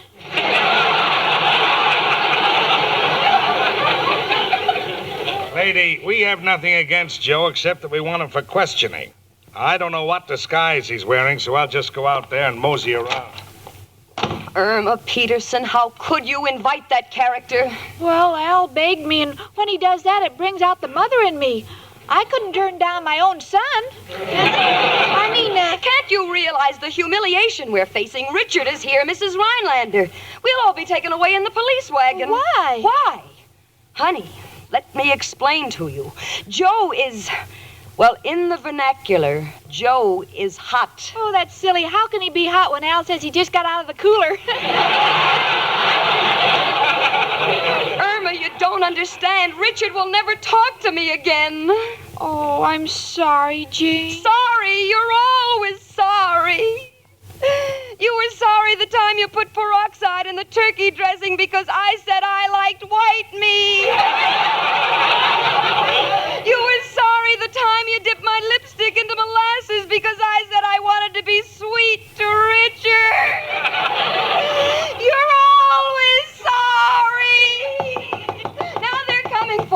Come in. Hey, Jane, what's the idea of double-crossing me? Richard is still wearing that uniform. I've got news for you, Al. That's not Richard. That policeman is the real McCoy, and he's looking for your friend, Joe. Joe? Holy mackerel, excuse me. Irma, what are you doing? Well, Al says all they serve in jail is bread and water. I'm making some sandwiches. Oh, this is ridiculous. I'm leaving. Oh, Jane, this is the most delightful party. Really, it's too bad it's not going to be written up in the newspapers. It still may be. Oh, excuse me, Mrs. Rhinelander. Now, look, Irma, crying won't help. We've got to face the music. I'm not thinking of that. I'm just heartbroken about Al. Al? What about him? Well, look at him dancing with that tall, shapely blonde. Where? Oh, yes. I noticed Richard give her the eye, too. He's hugging her. Now he's squeezing her hand. Oh, I hate all men. I despise them. If I was president, I'd pass a law making all men illegal, even on holidays. Pull yourself together, Irma. They're coming this way. I won't even talk to him. Good night, chicken. Lovely party. Happy birthday. I'm taking Miss Delilah home. Come, my pet. Don't cry, honey. It's all you can expect of someone like him. I'm surprised this hasn't happened before. Delilah, I hate that name. It was the Delilah who ruined Napoleon. Honey, Delilah was Samson's sweetheart. Oh, she probably ran around with everybody. I hate men. I'm through with them. I'm going to take that piece of wedding cake I've had under my pillow for 3 months and eat it. I'm through. Now, don't get hysterical, honey. Oh, it's you, Al. Yeah, changed my plans, chicken. Just put Delilah in a cab and sent her home. Well, you should have gone home with her the way you were drooling over her. Well, she's a pretty snappy number. To coin a phrase, Delilah is hot in 6 states. You see, chicken, Delilah is Joe. Joe? Yeah, had to get him out of here. That policeman was on the make, so to speak. And Joe don't like the way them guys pinch. Oh, Al, now I understand it. All the time I thought, oh, I'll never doubt you again. That's the spirit, chicken. And to make your birthday party something you'll never forget, I'm going to give you a kiss for every year. How old are you, chicken? Oh, what's the difference? You start kissing me, time will fly. And you know something? That's a silly remark, because if there's one person who doesn't know what time it is, it's my friend Irma.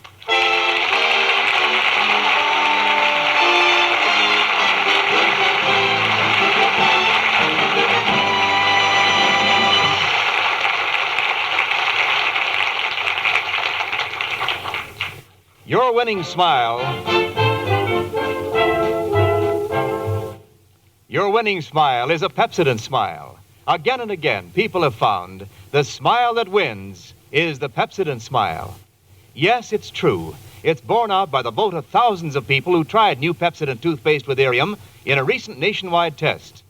These people were given plain, unlabeled tubes of Pepsodent and were asked to compare it with the brands they were using at home. When their votes came in, Pepsodent won by the overwhelming average of 3-1.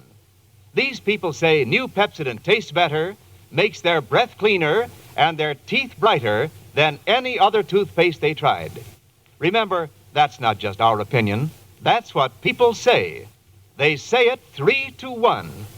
So try a new Pepsodent toothpaste with Irium, and you will see the smile that wins is the Pepsodent smile.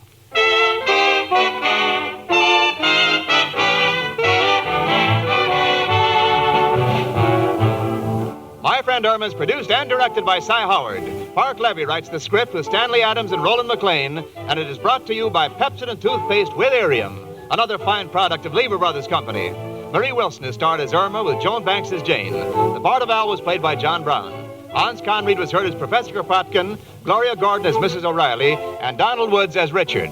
Music was under the direction of Led Gluskin. Your investment in Christmas seals will pay you dividends in the form of a healthier community. Buy and use Christmas seals generously this year. This is Wendell Niles speaking. B-R-I-S-K, brisk flavor. That's what you get in Lipton tea. Yes, brisk flavor that picks you up, brings you back alive in a hurry. brisk flavor that comes from Lipton's very special blending of the finest orange pekoe and pekoe teas. Try it. You'll find that this brisk flavor of Lipton's leaves you refreshed and ready to go again. And you can enjoy it often, because even wonderful tea like Lipton's costs less than any drink except water. Always ask for Lipton tea, the brisk tea with that heartwarming Lipton lift. Tune in 1 hour earlier next week and listen to the Lux Radio Theater, followed by the Pepsodent show, My Friend Irma. This is CBS, the Columbia Broadcasting System.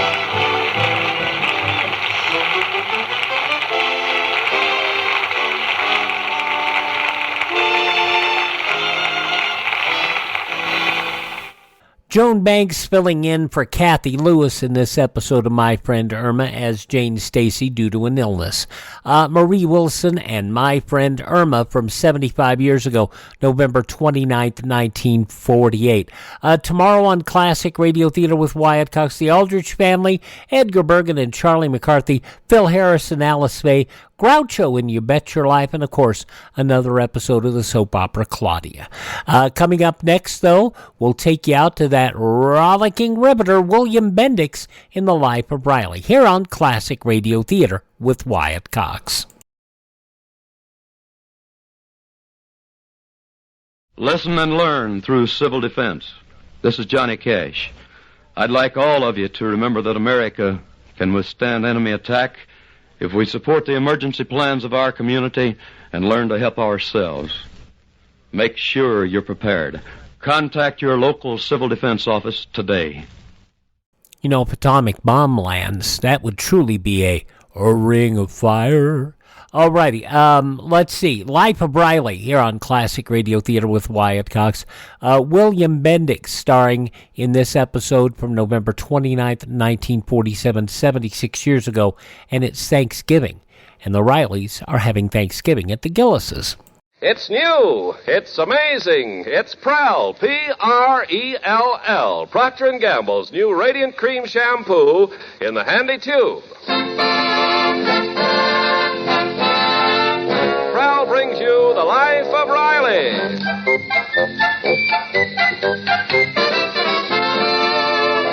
Prell, the shampoo that removes unsightly dandruff in as little as 3 minutes and leaves hair radiantly clean, radiantly lovely, presents The Life of Riley with William Bendix as Riley.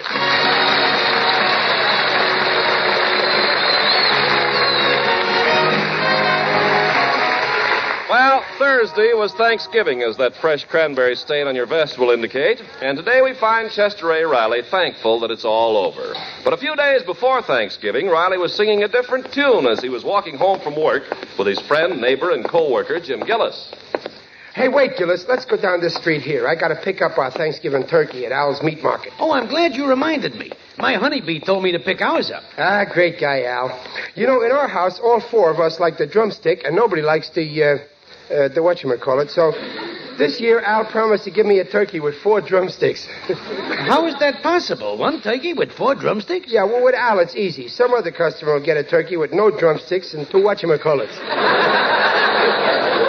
You know, I love Thanksgiving, Gillis. Yeah, me too. It's nice to stay home and bask on the bosom of the family. Yeah, we're pretty lucky compared to other guys. We got something to be thankful for. After all, we've got our health. Yeah, that's something to be thankful for. We each got fine kids, and we're married to 2 fine, plain, home-loving girls. Yeah, that's something to be thankful for. You know, Gillis, we might have married a couple of flashy dames just for their looks. You know the type, those luscious blondes with those gorgeous figures, but we didn't. That's something to be thankful for. And that ain't all.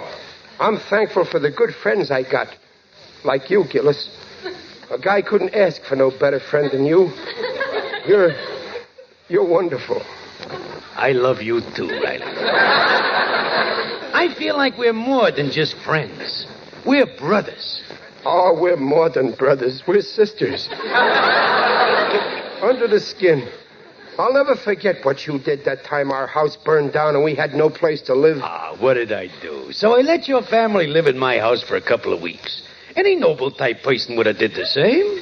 Yeah, but you only charged us $4 a day, the ceiling price. Well, good thing to say, Senator. I was just paying you back for that time 5 years ago when I needed that blood transfusion to save my life. I'll never forget how you offered your blood. Oh, it was nothing. I just called up the blood bank and told them to give you a pint out of the quart I gave them. I know, Riley, but it ain't your blood. It's the thought behind it. Gillis, I got a great idea. Why don't you and the family have Thanksgiving dinner at our house? We'll all give thanks together. Hey, that's a super pipe idea. I'll bring over our turkey and all the trimmings. Great. Oh, boy, what a Thanksgiving we'll have. 2 turkeys, 2 dishes of cranberry sauce, 2 boats of gravy, 2 pumpkin pies, 2 big cigars to smoke after dinner. And 2 wives to do the dirty dishes.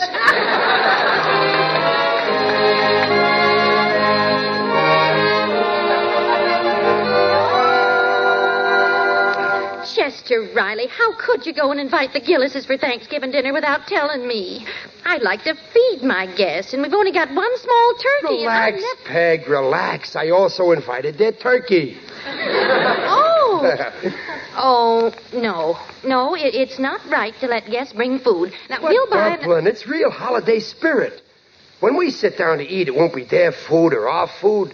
It'll be all for one and everybody for himself. We'll have fun. Oh, I don't mind Mr. Gillis, but Mrs. Gillis is an awful pill. Now, see here, Babs. You're talking about my best friend's wife. Honeybee Gillis is not a pill. Pop's right. She's long and skinny. She's more like a capsule. Junior. You watch that fresh talk, Junior. You ain't getting so big that I can't get your mother to spank you. I'm sorry, Pop, but that Egbert Gillis is murder. And when he sits down at the table, he eats like a wolf. I said stop it. Just remember, that wolf happens to be the cub of my best friend. Now, it's all settled. The Gillises are coming to dinner. My head's made up.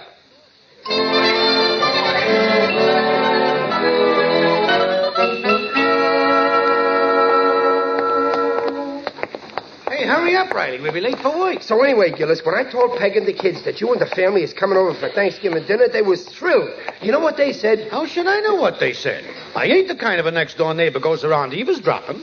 Well, they said, Riley, that's a wonderful idea. Oh, fine.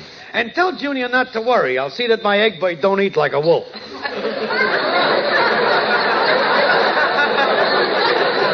Gillis, you heard. Well, ever since that cut-rate dentist filled my tooth with copper, my ears pick up like a radio. Now, come on. If we're late once more this month, the boss will blow his top. Oh, quit worrying. Mr. Stevenson went out of town for Thanksgiving. No, he's staying here. Only his family went away. The chauffeur told me. Oh, well, then we better snap it up. Hi, fellas. Hiya, Sharky. Hi. Heard the news? Botkin quit his job. You mean the foreman, Benzedrine Botkin? Yeah. No kidding. Who's going to be the new foreman? Nobody knows yet. Stevenson is going to announce somebody after Thanksgiving. Oh, that's a great job. I wonder who's going to get it. Yeah, I wonder. Every guy in the plant is angling for it. All sorts of schemes going on. Well, I gotta go, fellas. Hey, Sharky, what's that you got wrapped in that newspaper? Oh, this? Yeah. Just some petunias I picked for the boss's desk. Ain't that disgusting, Riley? What some guys won't do just to butter up the boss. Positively sickening. Now, me, I don't mind putting in 8 hours of hard work for Stevenson, and I'll gladly work overtime for time and a half. But when it comes to playing up to him, I draw the line. That's when I revolt. I'm with you, pal. I revolt, too. Yes, sir. We're both revolting.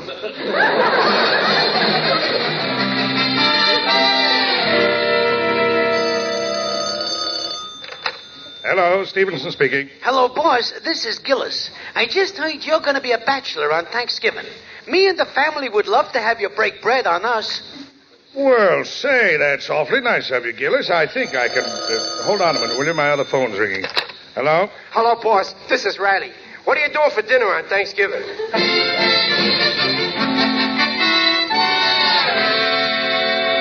You invited Mr. Stevenson? Well, sure. He'll let me know definite tomorrow, but he'll come. Yes, sir. I'm out to get that foreman's job, Dumplin', and this will cinch it. Oh, how? While you're stuffing his stomach with turkey, I'll be stuffing his head about how good I am. Oh, but you can't do that, especially with the Gillises here. Oh, the Gillises won't be here. I'll uninvite them. You couldn't do that. It isn't fair. Yeah, I know it's kind of a double cross, but this may be the break of my lifetime. And after all, I'm not double-crossing just anybody. I'm doing it to my best friend.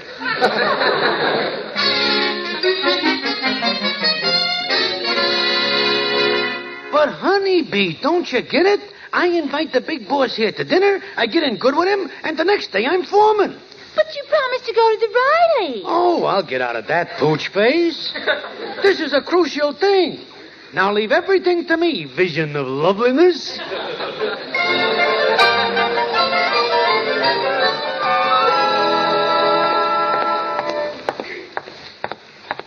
Hey, Riley. Oh, hiya, Gillis. I was just coming over to see you, pal. I was just coming over to see you, Riley, my friend. Listen, chum. About this joint Thanksgiving dinner over at my joint. I was thinking... That's funny, Riley. So was I. Yeah, I thought maybe we ought to call it off. Oh, you was? Yeah. You see, Gillis, I figured the best way to keep a friendship going is not to get too friendly. Well, you got a good point there in your head. In fact, it's very dangerous to get together Thanksgiving. I can see just what's going to happen. You'll come over with your wife and Egbert and your turkey. And there's me and my wife and kids in our turkey. It's very crowded. Where am I sitting? On the piano stool. Very uncomfortable. And everybody's nerves is on edge. First thing you know, my junior says to your Egbert, "Hey, Egghead, don't eat like a wolf." Yeah, and then my Egbert takes a poke at your junior and gives him a bloody nose. Right. And then my wife comes in, takes one look at Junior and yells, "Junior, wipe that cranberry sauce off your face." But then she finds out what happened, so she turns on my honeybee. That's right. And Peg says, "Really, honeybee, you might teach that brat of yours some manners." And then, naturally, your honeybee turns on my Peg. Well, naturally. And she tells your wife off, but good. And then I gotta stick up for Peg, so I say, "Pipe down, honeybee, you're nothing but a pill." And that gets you sore, Gillis. Why? That's what I always say. Oh! Yeah. I'm burning up, so I say, "See here, Riley, I'm the only one can insult my wife." And then I pick up a turkey leg and throw it at you. And I throw a whatchamacallit at you. Right in the eye I get it. So I say to you, "Listen, you big baboon." Who's a big baboon, Gillis, I say? You are, you weasel, I say. Well, if that's the way you feel, beat it. Go on, take your wife and your kid and your turkey and your stuffing. Okay, I'm going. You know, if that's the way it's going to be, Riley, we better call this dinner off. Yeah, I agree with you, Gillis. Well, so long, pal. So long, chum. Happy Thanksgiving.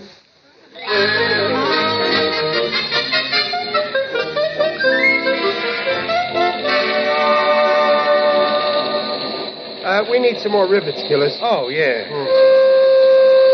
Oh, quitting time, Riley. Yeah, okay. You know, I sure am glad we called off our Thanksgiving dinner. Yeah, much better we should each have a quiet dinner with no headaches, except our wives. Yeah, you're right. Hey, Riley. Mr. Stevenson. What's he doing in the shop? Riley, I want to thank you again for your invitation for Thanksgiving dinner. Why, you double-crossing snake. And Gillis, I want to thank you for your invitation, too. Gillis. Why, you're a bigger snake than I am. Well, what's the trouble, boys? So that's why you wanted to get out of our joint dinner. Well, what about you? Now, wait a minute, boys. Were you planning to have Thanksgiving dinner together? Well, yes, only we... Well, fine. That solves everything. I can accept both of your invitations at the same time. So go right ahead with your original plans and count me in. See you tomorrow at 3. What a revolting development this is.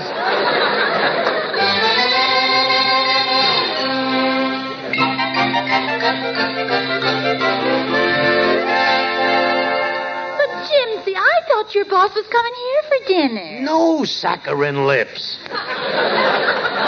That's all changed now. We're all going to eat at Riley's. Oh, but Egbert's been invited to Artie Meyer's house. Good. Maybe it's better my boss don't see our Egbert. Things are tough enough. Well, all right, we'll go.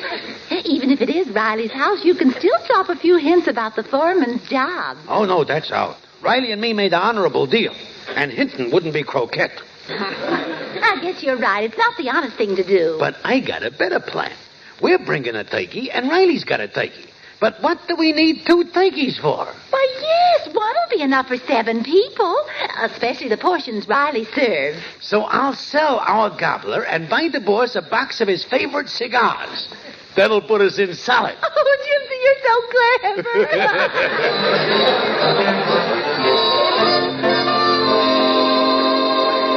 But, Dumpling, it's so simple. Gillis is bringing a turkey, and we got a turkey. What do we need 2 turkeys for? Well, yes, it is a lot, and today with the food shortage... Sure, so I'll sell our turkey and buy the boss a cigar lighter. It's patriotic to save food, and the boss will love me for that lighter. Well, now wait, Riley. Poor Gillis. I bet he'd love to borrow my brain. Well, I don't like it, Riley. It's underhanded, and it's just not fair. I know, Peg, but you don't understand. This is business. And the business world, it's like a jungle. Beast against beast. That's the only way to get ahead. So don't you worry. When I'm foreman, you'll give thanks that you're married to a beast like me.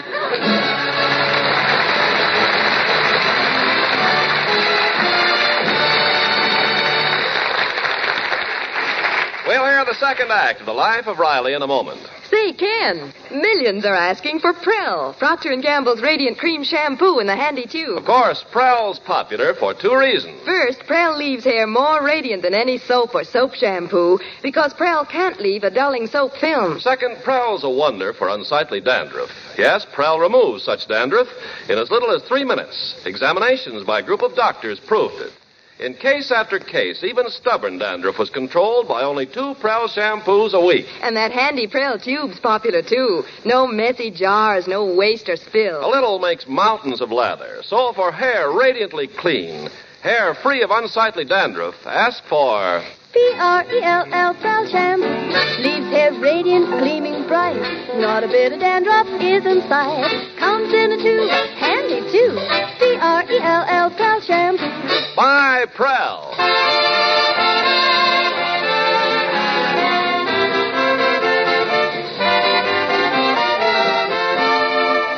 And now back to The Life of Riley with William Bendix as Riley. I've got the table all set. Oh, it looks beautiful, Babs. Hey, where's the carving knife? Oh, here it is, Pop. I wonder if it's sharp enough. Junior, bend your head down. Riley! Oh, for heaven's sake. Well, don't get excited. I just want one hair. Now, who left the door open like that? Oh, shut that. No. Leave it open. Well, why, Daddy? Well, Gillis's hands will be so full carrying his turkey, he won't be able to ring the bell. Oh, don't be silly. Shut it, Babs. Say, I almost forgot the champagne. Where's the champagne? Oh, here, Daddy. Junior, empty the ashes out of the bucket and fill it with ice. I'll put the champagne in it. I want the boss to have everything like he has at home. Oh, this champagne's great stuff. Imported from San Diego. Oh, that must be the Gillises. Happy Thanksgiving, folks. Oh, Mr. Gillis. Come in, Gillis, old pal. I hope you brought your appetite. Don't worry, Riley. I'll gorge up my quota of victuals. Hello, Mr. Gillis. Hi. Gillis, you're alone? Oh, no. Honeybee went in through your kitchen. Oh, naturally. Boy, that turkey smells delicious. Oh, yeah, I smell it, too. That aroma sure has a wonderful odor. Well, I don't smell any turkey. Well, Peg, where's your nose? Why, the air is reeking with it. It certainly is. Pardon me while I drool. Well, I better give Honeybee a hand in the kitchen. Oh, there's Mr. Stevenson. Now, remember, Gillis, no hinting about the job. Not a word. Happy Thanksgiving, everybody. Oh, hello, Mr. Stevenson. Come Hiya, in. boys. Hi there, Chief. Well, Junior, Barbara. Stevenson, Hello, let me take your coat. Thank you, Barbara. Here, sit down, boss. Make yourself at home in my chair. What Gillis means is make yourself at home in my chair. In my home.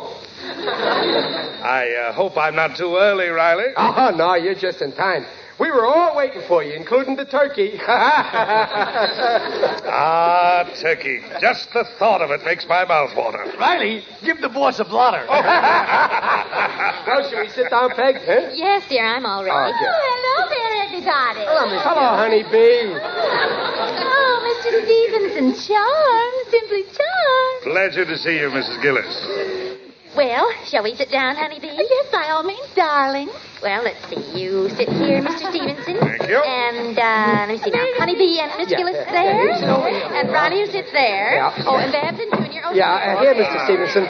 Here, Mr. Stevenson, you do the carving, huh? Oh, no, I couldn't, Riley. Oh, go on. You're good at cutting salaries. Try it on a turkey.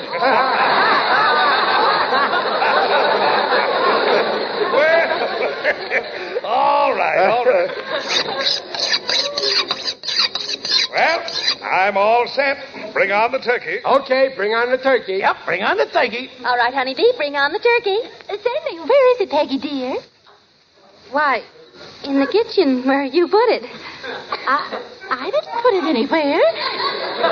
Where'd you put it, darling?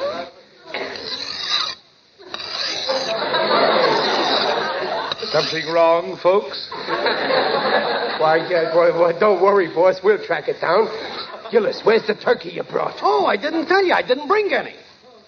You didn't? Well, where's the turkey you had? Oh, well, that's right. I didn't tell you. We ain't got it. Oh. You see, we thought you were... Oh, dear. Oh, my.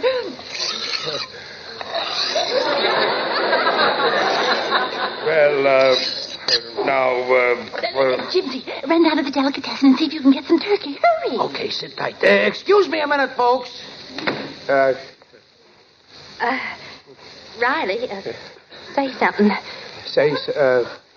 I read in a magazine once that sardines have got more vitamins than all...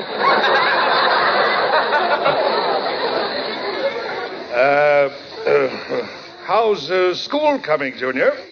Oh, it's fine, Mr. Stevenson. Nice weather for Thanksgiving, isn't it? Wonder how Cornell make out against Penn. I was thinking of going to see the new play at the Madison tonight, but I hear it's a turkey. Oh, come now, folks. Just because there's been a little mishap with the turkey doesn't mean we all have to be so glum. Who wants this carving knife? Oh, you can't imagine how embarrassed I am, Mr. Stevenson. Well, please don't be. Worse things can happen. Yeah, the boss is right. Why, if somebody walked in now and saw us sitting here like this, they'd think this was a funeral. Speak for yourself, John. Digger, it's you. Yes, it is I. Digby Odell, the friendly undertaker. You're looking fine. Very hungry. Why didn't you ring the bell, Digger? Oh, I came in through the kitchen. You see, This is my boss, Mr. Carl Stevenson. Boss, Digger Odell. How do you do? Carl Stevenson. Well, as I live and breathe, if you'll pardon the expression. Glad to know you, sir. One of my dearest cronies was your late uncle, Rufus Q. Stevenson, the pawnbroker. Oh, yes, good old Uncle Rube. A fine man. He once helped me out of a hole. I've always regretted I couldn't do the same for him.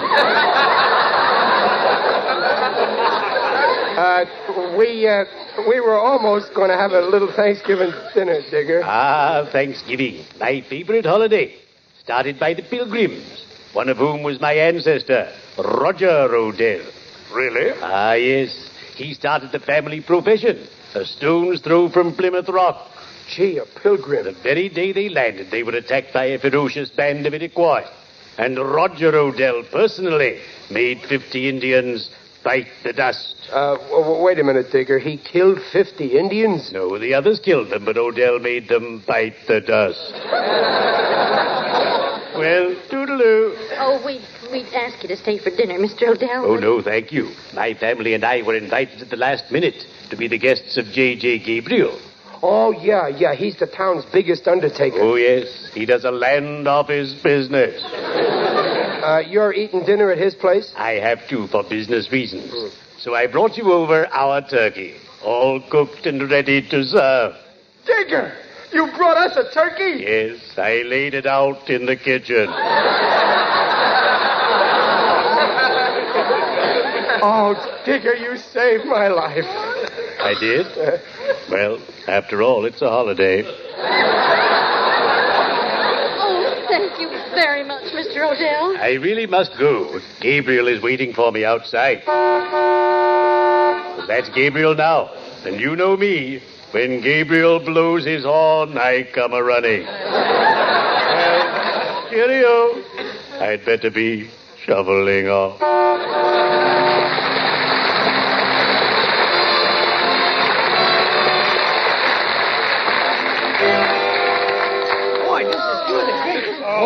figure sure saved our life with this turkey, eh?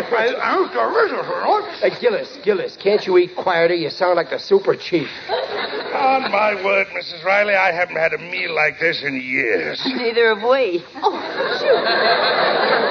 Well, that's no way to talk. Don't yell at the boy, Dumpling. He only means we can't eat like this every day with the salary I get on the job I got now. Have some more of my turkey, boss. Huh? Hey, Riley, no hinting. Huh? Here, boss, have one of my radishes. No, thank you, really. How about a little more pie? Here, take mine. No, take mine. I ain't bitten into mine yet.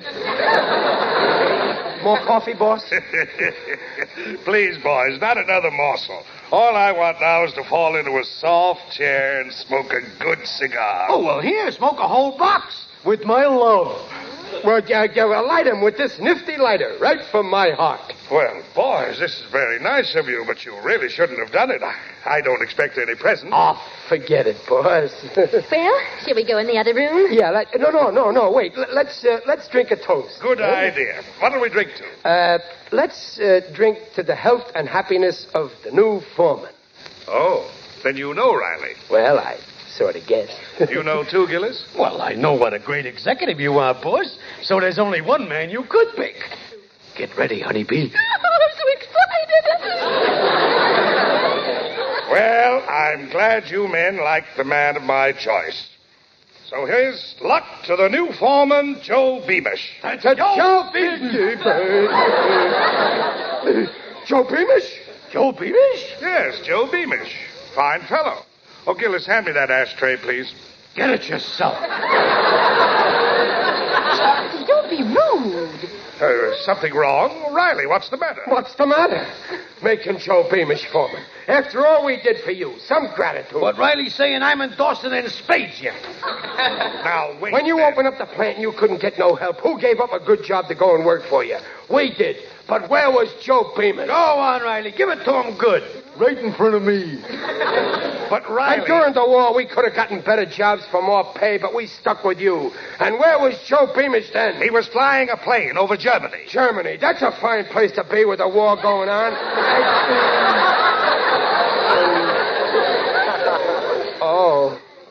Oh, that Joe Beamish. The one who was wounded? Yes. He's out of the hospital now. And he uses that artificial leg just fine. Besides that, he has seniority, and he's a fine worker. You couldn't have picked a better man, boss. I'm sorry if I've disappointed you fellas. Oh, you didn't, Mr. Stevenson. What Riley says, I agree with him. Honest, I ain't disappointed either. Joe Beamish deserves the job. That's the way to talk, dear. I don't mind if you're not foreman. Oh, sure. Why should you mind, Dumpling? After all, you got plenty to be thankful for as it is. You're still young and good-looking. You got a son who's handsome. You got a daughter who's gorgeous. And you got a husband who... Hey, if there's any more turkey left, I'll have to whatchamacallit.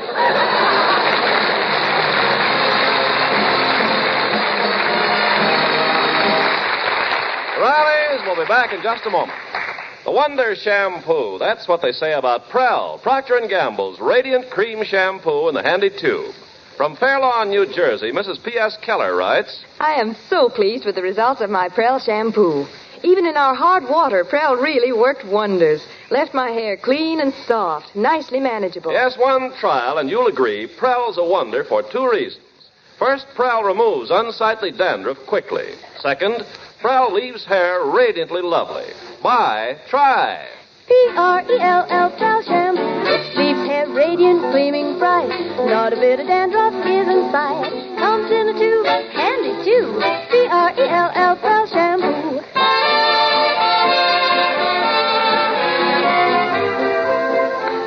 Well, it ended up a nice dinner after all, didn't it, honeybee? Oh, simply scrumptious. And even if we ain't foreman, we're still friends. Hey, Riley? Through thick and thin. Yes, Sir Gillis, and believe me, they don't come any thicker than us.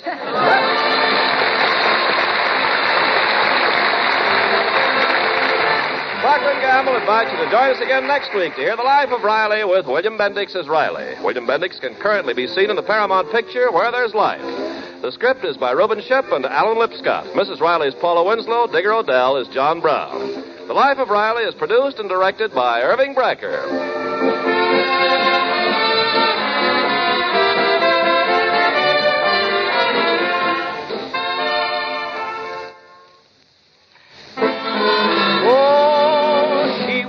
the Duchess' daughter. Her finery looked just so. She washed them all as you water with wonderful ivory snow. Ah, wonderful ivory snow. The soap that's so kind to your hands, you just know it's kind to sheer nylons and dainty lingerie. And your hands will tell you why Ivory Snow keeps lovely washables lovely longer. Prove it. This week, wash your dishes with Ivory Snow. When you see how it pampers your hands, you'll really know it's extra kind to fine fabrics. There's no other soap like it. Ivory Snow's the only soap, both ivory mild and in granulated form. Make suds instantly in lukewarm, even in cool water. Your hands will tell you why Ivory Snow keeps pretty lingerie and other nice things lovely longer. Oh, wonderful ivory snow. S-N-O-W.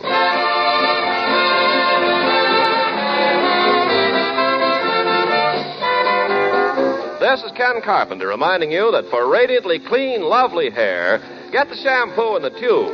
P-R-E-L-L, Prell Shampoo. And listen again next week when Prell brings you The Life of Riley. Good night.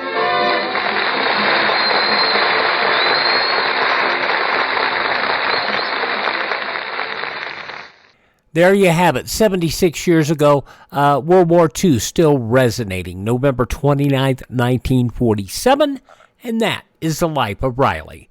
Classic Radio Theater with Wyatt Cox rolls on in just a moment after we remind you our webpage is classicradio.stream. You can stream our shows there. You can learn about building a classic radio collection of your own. You can contact me there. Find our social media links. You can also, at that webpage, find a whole bunch of stuff to support the show. You'll find all sorts of interesting items there for purchase, and you can also buy me a copy. That's at classicradio.stream. Classicradio.stream. Coming up next, an episode of the soap opera Claudia.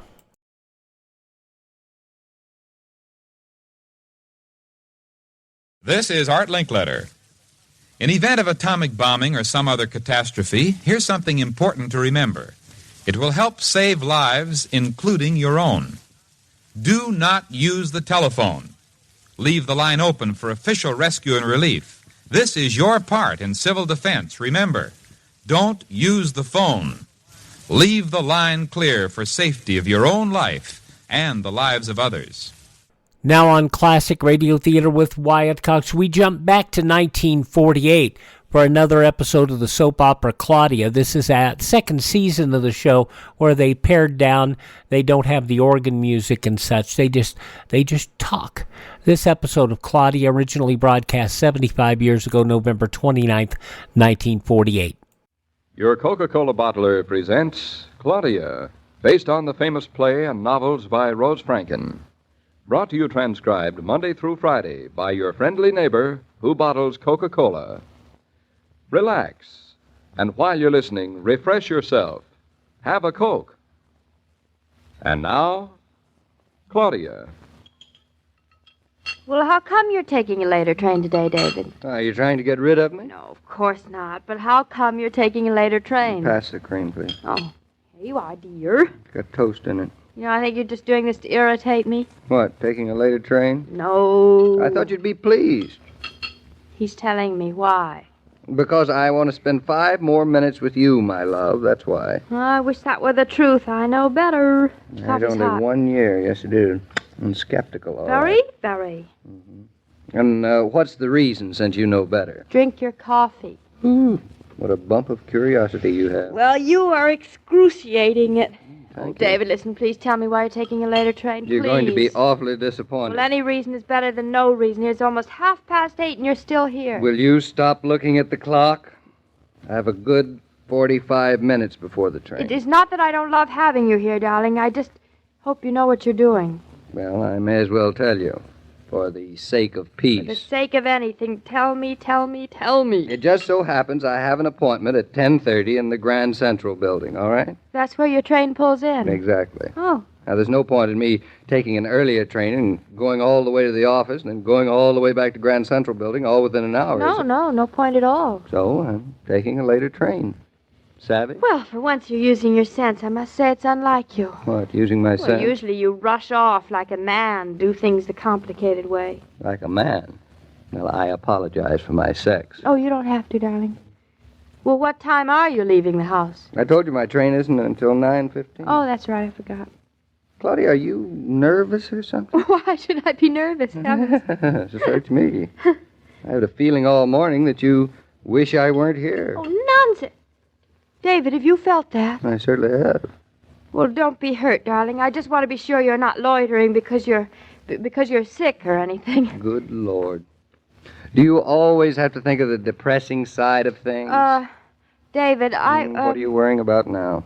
I'm not worrying. That's unusual. Well, I just wondered if you'd like to drive yourself to the station. What did you say? Well, I won't need the car today, so it's all yours. Well, say something. Sure, I'll drive myself to the station. I Good. don't mind, of course, but... Well, I thought that... Well, I thought that... You thought I'd like to drive you? I thought you did, but... Dope. Of course I love driving you the train, but well, I have a bunch of things to do, David, and since I'm going to have to start doing them later, I thought I'd just as well better start doing them sooner, so... That's clear. You can drive yourself to the station if you like, if you don't mind. I think I'll drive me to the Looney House. Well, it's almost 25 of 9, darling, so you better hurry. The Looney House is miles from here. Strange, I thought I was in it. Now, listen, Looney, you almost through with your breakfast? No, I thought I'd have another cup of coffee. You mind? How about you? Oh, no, thanks. I've had enough. Hey, help yourself, though. I still think you're trying to keep something from me. Oh, stop being so suspicious, David. Go on, drink your coffee. I don't think I like feeling my wife is rushing me out of the house as if she had more important things to do. You are imagining things. It's just that it's almost 20 to 9, and I don't want you to drive at breakneck speed, will you? I mean, won't you? No, not if you don't want me to. Very sweet of you. What are you looking for? My pipe. I wonder where I left it. Oh, I think you left it in the living room last night. I'll get it. Oh, don't bother. I'll get it. No bother at all. Heavens. I can't remember where I left it. Well, I'm sure it's in the living room, darling. Now, stay where you are. I'll find it. I'm looking for it, David. Stay where you are, though. No hurry. That's what you think. Now, let me see. What was that station? No, it can't be that. That doesn't sound like anything at all. Try 88, maybe it's that. As I was saying, Betty. Oh, this is Yes, George. Go on, I'm listening. Yes, Tilly, thank you. I was about to tell you about my most interesting visit with the police department yesterday afternoon. Oh, yes, I want to hear that. Yes, good. Well, I think everybody else... Nobody, David. There's nobody here but me. I'm looking for your pipe, darling. Experience. I think you must have dropped it between the cushions or something, but I'll find it. Stay where you are. I wish I had a chance to go down to that police department with you, George. Tell me about it. Well, for one thing, do you realize, Betty, that the detectives on the New York police force can identify someone by a mere hair? By a mere what? By a mere part of a hair, Well, dear. what do you know? What do you know? Yes, sir. If they find a hair in the hands of a murder victim, they can tell the race, the sex, and even the age of the murder. Just not safe to be a murderer these days, is it? I should say it isn't. I'm still looking for your pipe, David. Go on, tell me more. And have some more coffee. Oh, too. Now, don't strain yourself looking, darling. Oh, heavens, David. I also learned that the police you're department here. is divided up into... Well, so that's it. So that's what? You are a secret radio listener. Well, I just thought I'd listen while I was looking for your pipe. You just thought you'd look for my pipe while you were listening. Well, what's so terrible about it anyway? Nothing so terrible about Of listening. course not. Why, millions of people do. It's just your subterfuge. My subto what? You heard me. So that's why you've been trying to get me out of the house, huh? David, you're dreaming. That's all I You can didn't say. want me to know that you were an addict, like dope. Now, listen, there's no need to call me names just because I happen to turn on the radio to listen to a program. Doesn't make me a dope all of a sudden. No, not a dope all of a sudden. Well, at least that's understood.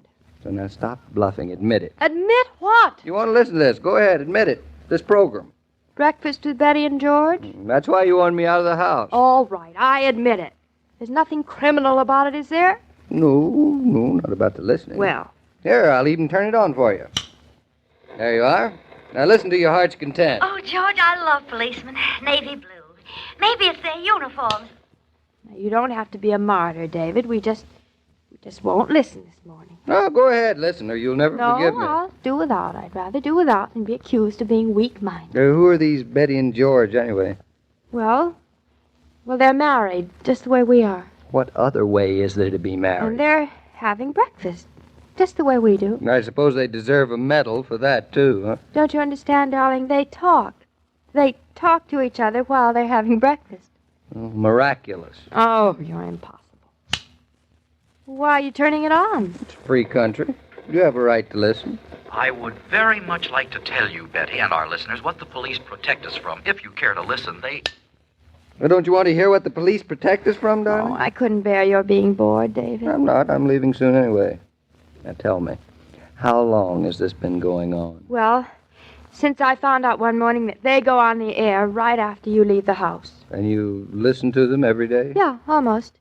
They have 6 cats. They're terribly nice people. Really, they You are. sound like great friends. Well, I feel like great friends. Only they don't know me. It's just sort of a one-way thing. Well, frankly, it's gotten to be sort of a disease with me. Disease? Like pickles, Like you know. pickles? Yeah. Well, I mean, after I listened once, I've just gone on listening. Sometimes they even talk about interesting things. Well, that is something to look forward to. You're very superior this morning, Mr. Norton. Proud of it. But if you feel you're missing something, go ahead, turn it on. No, I wouldn't put you through such an ordeal. Now, George, tell me more about the part of the police department that are sailors. They're still on the same subject. I knew you wouldn't approve. Oh, well, I guess when all's said and done, I'm just a woman, you're only a man. Well, I'm going upstairs to find your pipe, darling. You women are all the same. You can't stand a little peace and quiet. Always have to have the radio going if there isn't anybody around to talk to. Yankee Doodle went to town. Well, George, you must have had a pretty fascinating time with the boys in blue. I did, dear. Next time I'm going to visit the police department, and you're going to stay home. Oh, you'll disrupt them, so there's bound to be a crime wave in New York the next day. Oh, you're so flattering, George. Well, what do we talk about now, dear? About that dog. The dog. Oh, yes, that dog, of course. Now, let's see. If it isn't Mr. Norton I only himself. turned it on because I thought you'd want to listen. Yeah, I'm of sure course, of that's it. the reason. Well, it is. Let me see. I have the information about the dog written down somewhere. What about what dog? Well, I don't know what about what dog. You're the one who's listening. I thought you didn't think it was worth I have the listening card to, right here, David. dear. Listen. Oh, good. Well, if you're going to be snippy, I'll turn it off. I'm not snippy. I'm just delighted to find I'm not the only one who's The weak-minded dog is a Great around Dane. here. Oh, fine. Great Dane. Oh, you know, one of those great big David, dogs. did you hear? Gee, They're talking about a Great Dane. What do you think of that? Naturally, I heard what they're Oh, talking about. here's your pipe, darling. I forgot. Thank you. How would you like to have a Great Dane, Betty, my love? Oh, I'd adore one. They're so big and clumsy. They must have known a Great Dane personally, too, once. I don't. Not our sick cats, dear. Our 6 cats. Oh, dogs I love think our cats. 6 At least, cats would murder well, him. Bluff loves Anyway, shakes. the I ought to write her information and for our tell her. They listeners don't. is, now, everybody get this. We have somebody who has written to us who is trying to place her Great Dane. not She you. can no longer afford to keep him. Gosh, I'd certainly hate to have to part with Isn't Bluff. that an awful Eats shame? an awful lot of meat, Wonderful though. dog. Well, Now, not for a Dane. she's had to just for close up us. her home, and so she's looking for a good home for her Great You know, Dane. they often do this, David. Yes. They Well, now, find the homes for Great Dane is a very strays. big They dog. do It's very sound hard like to take pretty care of. nice people. They are. They're lovely. It must be awfully hard on somebody to part with a dog. Yes, dear, I guess it is. And would be. particularly this kind of dog. From what our listener tells us, he's extra special. All dogs are. That's Now, just what if I any would of our have said, listeners David. would like a Great Dane and can afford to keep him, personally, I think that it should be someone who lives in the country with ample space. Ample space they're looking for. Well, they are pretty big dogs. You're telling us. Oh, I should So, say if they any are. of our Why listeners Bluff want this can... Dane, Hey, shut I up, shut up. suggest How they can I get listen? in touch with us. Oh, We are Mr. going to be Norton. pretty careful about who we're going to give this Dane to, so writing a letter or telephoning or wiring, won't be enough. Oh, no. No, we're going to personally interview anyone who offers to take the dog. It's very nice of them, We're going to interview them from They really the care. point of view of the dog, aren't we, George? Of course we are, my dear. Now listen, at our apartment all day tomorrow. So, listeners, if you're interested in a Great Dane, drop in sometime tomorrow, won't you? But remember, you better bring along your recommendation. Now, George. Yes, dear. I would like to tell you about what I did yesterday afternoon. Oh, me gosh, fellas, girly talk coming up. Oh. But why'd you turn it off? Say, David, are we interested in the Great Dane? You mean us? Yeah, us. We have a Great Dane. That's just the point. We have only one. Mm-hmm. A one is almost too much. Well, I know, but he's such a lonesome Dane, darling. You just listening to all those things they're saying about him. He'll just have to stay lonesome if you leave it up to me. Poor Bluff. Well, yes, I guess you're right, darling. Mm-hmm. Once and for all, this isn't a rest home for melancholy dames. Said I guess you're right, as usual. So no more talk about it. Not another word. I wonder if it's a male or a female dame. You hear a lot of talk. In fact, you may even do a lot of talking about rising prices. But in a way, the wonder is that anything can still be bought at yesterday's low prices. Take Coca-Cola, for example.